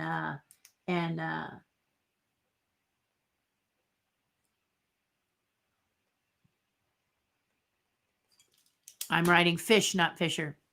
I completely forgot about Flintstones mugs, clear glass. Yes, indeed, they are. And I think I have a set. I cannot be sure, but it will mean going into the depths of my garage and looking at the collection. Yeah, when I get to it. Post a picture of your hubby's favorite mug. I will, Deanna. I will do that. And if you guys find it, please, I'm telling you, if 10 of you find it and 10 of you buy it and 10 of you go, Terry, it was $30. I'm buying them so that my husband never has to worry about a chip mug. So don't worry if 2 of you find it at the same time. I really, really, really want this mug. In fact, I will look on my phone real quick. I thought I had a photo of it on my phone. And if I do, I'll pull it up for you to see if I can find it quickly. Let me look in favorites, because sometimes I'm smart and it's in favorites. I don't know if I'm that smart though. I'm more creative than smart. Have you heard that before? I know you did. Okay, let me see if it's in here. I may have pulled it out, but I don't think so. Nah, I wasn't that smart. I wish I was. Okay, let's go up and see if I can go down and find it real quick, and then I'll get back to your questions. But I will do that. Bye, Terry. I have to go to work. Oh, she works at the grocery store. You're a frontline worker, aren't you? Yeah, so of course you're going to get the vaccine soon. You deserve it, you know? I'm just going to go all the way to the top. You deserve it. And thank you for joining us today, Jennifer. I'm really grateful that you stayed. And I'm more than happy to stay myself. I didn't realize it's already 12:22. I need to cut this short, but let me just see if I can find this mug so y'all can see it. I don't know if it's in here. I took a picture of it one time and started asking around about it, but I'll see if I find it really fast. And if I don't find it really fast, we'll keep going, yeah? Okay. Only the things you've worked on. Yeah. Here until the end, says Angie. She's going to be a diehard. Coming up on 3 hours. Deet, deet, deet, deet, deet, deet, deet, deet. Yes, you have a lot of respect. I know you didn't mean slot. They have diamond art in English. Deanna, I'd love to see that. What do they have to say? And Deanna says she has that book hardcover. Do you have that book in a hardcover? I love, love, love this book. And you now know that it's all Kevin Rafferty's fault. Seriously, all Kevin Rafferty's fault. Because I took the chance to ask him if we could have our names, and he had to fight for it. It was not an easy task for him to get the names in that book. Don't think that he just went to somebody and said, why haven't we done this? They fought him. They really fought him. It was a tug of war, and he kept tugging, and they finally said, and he kept pitching, and they finally said, okay. And that's because he did not give up. You see how I love people that don't give up? I mean, I really love people who don't give up. Just I love those never give up people who keep plugging and keep trying and keep working hard to get something done in the right way. So yay. Deanna is laughing again. You did great. Thank you. And Leo, see, that means that you get to take some time off if you want to. We got this. We love you, but we miss you. We want you here, but don't feel like you have to. I have to be here, but you can take some time off. You've put in your time, and we love you. And I've been Burden. My name is Burdine. So many people mispronounce my name all the time. Well, Bob, you remember when I called you Rob one time? You hated that. So Bob was very important. You and Rose made it very clear that you did not like Robert in any way, shape, or form. It had to be Bob. And sometimes I'll get a brain lock, and I'll be worried that I'm saying the wrong name and upsetting your feelings. So it's nice to see you nonstop now, because you always have Bob Burdine on your thing, and that way I know I didn't mess it up. But I remember you were very upset with Rob. So these are the kind of things. I've got another friend. She's super dear. She's super nice lady. In fact, I haven't talked to her in a while because things have just been crazy for her and for me, named Pamela. And if you call her Pam, so, is this a problem? No, this is when you ask very kindly and you say, hey, could you, did I say something? Did I do something wrong? Because it was not intentional that I did this to hurt your feelings. It's just that I did not realize. So the fact that you guys are, I'm still looking for that picture. I got a lot of photos in here. I really need to offload my phone. Your name is important. Elizabeth Taylor and Michael Jackson remembered everybody's name. Do you realize this? Everybody's name. They never forgot. Think of how many names they knew. So I keep telling myself, what's my excuse? I should remember people's names. But at this point, I'm not like them. I don't have that. I tried, but I don't have that ability. And I love them, and I admire them. I admire anyone who can remember names like that. And there are training courses you can do to try and do it, but I'd rather spend my time a certain way. So I don't mind you correcting me. I have to be one of those people who doesn't mind you correcting me if I mess up your name or I forget your name and you kindly remind me what it is. And here it is. I'm sorry, I got excited because I actually found it. And what I'm going to do is I'm going to favorite it so I don't have to do this again in case you ask me to do this again. Here they are. So I'm going to put them up on camera so you can see, those of you who have waited, and I appreciate you waiting. But here we go. There it is. There it is, guys. This is my husband's mug.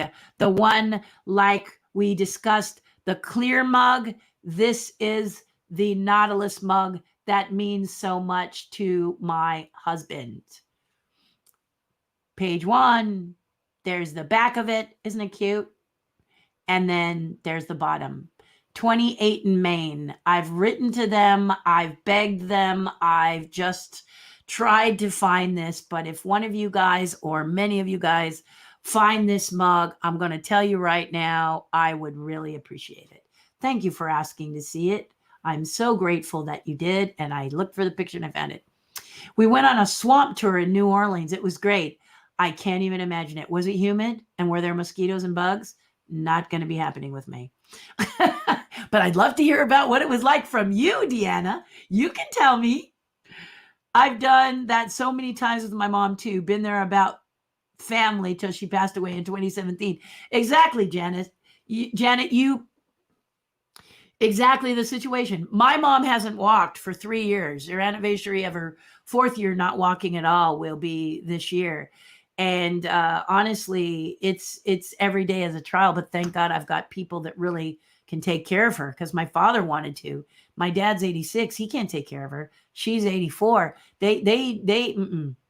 Yeah, no.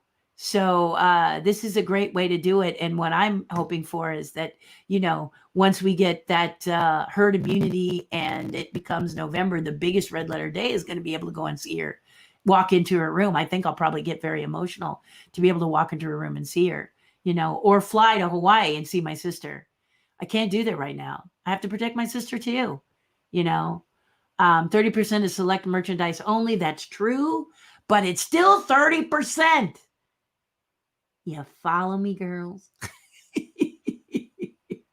We can't wait for the day we can get that picture at Disneyland with Terry and the theme park gals. I agree.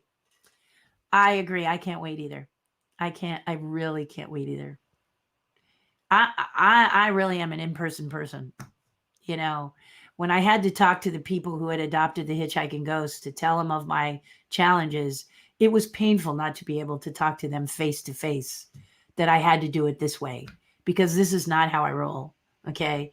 But I also don't want to keep it in an email, because I just wanted people to know how much I care about them, how much they mean to me, and why I want that to do. And Deanna says she does have the hardcover book. Have a nice weekend. We are coming down the slope at 3:02. I am saying to you, most call me D, and my parents call me Dee Dee, and I call her Dr. D. Don't I, Deanna? I call Deanna Dr. D because she's always got some nice little anecdote for me to take care of, like this hot cup for tea, which I have to tell you, in so many levels has made my life wonderful. So you're absolute rock star when it comes to that. No bugs. Really? No. You see, I have trouble believing you. Oh my goodness. Melissa, she's got a ton of stuff here. What do you got up here? Found it, she says. What is this, Melissa? I don't know, guys. Click on it. It's the annual pass holder thing. Melissa, you're a rock star. Look at that, guys. Now we can click on it. I'm not going to do it now. It will make me leave you. Okay. And Janet says, took care of her 24/7. She was in and out of convalescent home for rehab. Yeah. Janet, I get it. You know, my mother had lymphedema. She still has it, but her legs are down. Her legs got so big, she flies were landing on them and laying eggs because she wasn't moving enough. This is a bit creepy. But then my father tried to lift her and she slid out. She did not fall, but she just, like a noodle, slid to the floor, and he couldn't get her back up in the chair, and she's on the floor. That's when I called the hospital emergency before COVID-19, 2 years before COVID-19. And I took her to the hospital, and the convalescent hospital said she needs to stay here because she will not walk. And unless she can take care of herself, my father cannot take care of her. And honestly, they cannot afford to have a nurse come in and take care of her. And my mom is difficult. My mom is very difficult. She doesn't want my father helping her, and she would like us to be helping her, but I'm no stronger. Honestly, her legs were 200 pounds alone with the fluid. So I am so happy. She is in the safest place she could be. I cannot tell you how dangerous it would have been for my mother had she not been in a convalescent hospital when this pandemic hit. Because this convalescent hospital is pretty doggone. My mom says they suck, but they don't. They're really good. There's a doctor there, Dr. Oscar, who's an absolute love. And he says, anytime I'm worried, just give him a call. He gave me his cell phone. So honestly, guys, this is the best place for my mother, and I want her to stay there until she passes, until she decides to cross over. She cannot walk. She needs people to take care of her, and she is happy. I saw her at Christmas. She's a queen. She's telling people what to do. She's got TV. She watches Gunsmoke, and she watches Pawn Stars. You know, life is good. Thank God. The only thing she'd like is for us to be able to come and visit her live, and we will. We will be doing that again soon. But honestly, my father wants her back, but once she came back, he would want to put her back in after less than 15 minutes because he doesn't remember how awful it was to have her home. He just couldn't do enough for her, and he's older too. So they're both healthy now. They're both happy now, and they're both safe now. So for me, the convalescent hospital is the answer. But like many of you, as Janet says here, I'm helping with decision-making for my dad to do that too. So congratulations, and you're over Dee Dee. Dr. D's better. Dr. D's. Have a super weekend, you too. Thank you, Sharon. So sweet of you. I really appreciate it. Love your name. It's the mug. Yeah. It's the, well, you know, I went there, sweetie. Is that the one for the Nautilus mug? I went there. They said they were out. So let me know if you say they're available, and I'll go there. My mom has leg ulcers and had to be changed every day. Yes, the nurse, why I had to do it. It was devastating. My mother, it was too painful. She'd scream and yell. She was, no, that's not good for the family. And I said, the problem is when you yell at family, they hold grudges. So it's much better to have a caregiver, because the caregiver can really lay down the law and grudges could be held, but she's not family. We appreciate her like family, but she's not family. She's not going to have this grudge until death do us part, right? So I'm really about hiring and professionals and going to visit her so we can have good. It's all good. Just like here, where we're not really trying to do too much reality. We stay good and we stay upbeat and we stay silly, right? Right. Can I call you Dr. T? Because when you came to my home, you fixed me up right as rain. That was when the doctors couldn't help me. Yeah, but Dr. T has a voice and he wears a lot of bling, doesn't he? And he's bald. That ain't happening to me. Your hubby's mug. Okay, Deanna. Well, I'm going to check and see if it's available. I'm going to go there right after and see if it's available. But last time I think I clicked on a link like that, they said, yeah, sorry, no luck. So if you happen to see it available, please buy it. and then we'll figure out how to ship it to me. Okay. Don't wait for me to go there. And I love you for it. I'm going to just say I love you for it right then and there. It's a link to an eBay where they're selling it, and I shot you a message with the link. I'm going to look right now. See, you guys are so sweet. If there is an eBay, maybe I shouldn't do this now because I could cry. I could absolutely cry. Holy crap! You're right. Oh, did I say that, Melissa? Oh my God, there it is. Buy it now. Well, I ain't watching it. I'm buying that son of a gun. Wow. Wow. Thank you, my love. Thank you. Thank you. Thank you. Thank you. I'm going to grab it right now. You are a rock star. See, it pays to tell other people. It really does. I'm going to grab that sucker in a New York minute. And if I miss it, please keep looking, guys. Don't tell my husband. Shh. Of course, he might be watching, so I've ruined the surprise already. I love you. I love you guys. I love you guys so much. Thank you for that. Thank you for you. Thank you for being who you are. You know, thank you for being who you are. Just the greatest group of people in the world. That's great. I'm going to get it. Thank you, Melissa. Thank you, Deanna. Thank you all of you. Keep looking. Okay. Cause I want more than one. I can't wait to give it to him. And if I can film him without him knowing, I'll do it. But I love you guys because you're always doing stuff like that. You know, Bella sent him a mug that's a lens, a camera lens, because he shoots pictures. And it was just so thoughtful to include him. Michelle sends him dark chocolate because he loves it dark. And she sent him a candy bar that was so delicious. He's never forgotten it. So she sent him a stack. And you guys, including my husband on stuff. I love you. All right. Hugs, kisses. Have a great weekend. I will see you Monday. Be safe, be real, and thank you for making my day wonderful. We will see you again soon.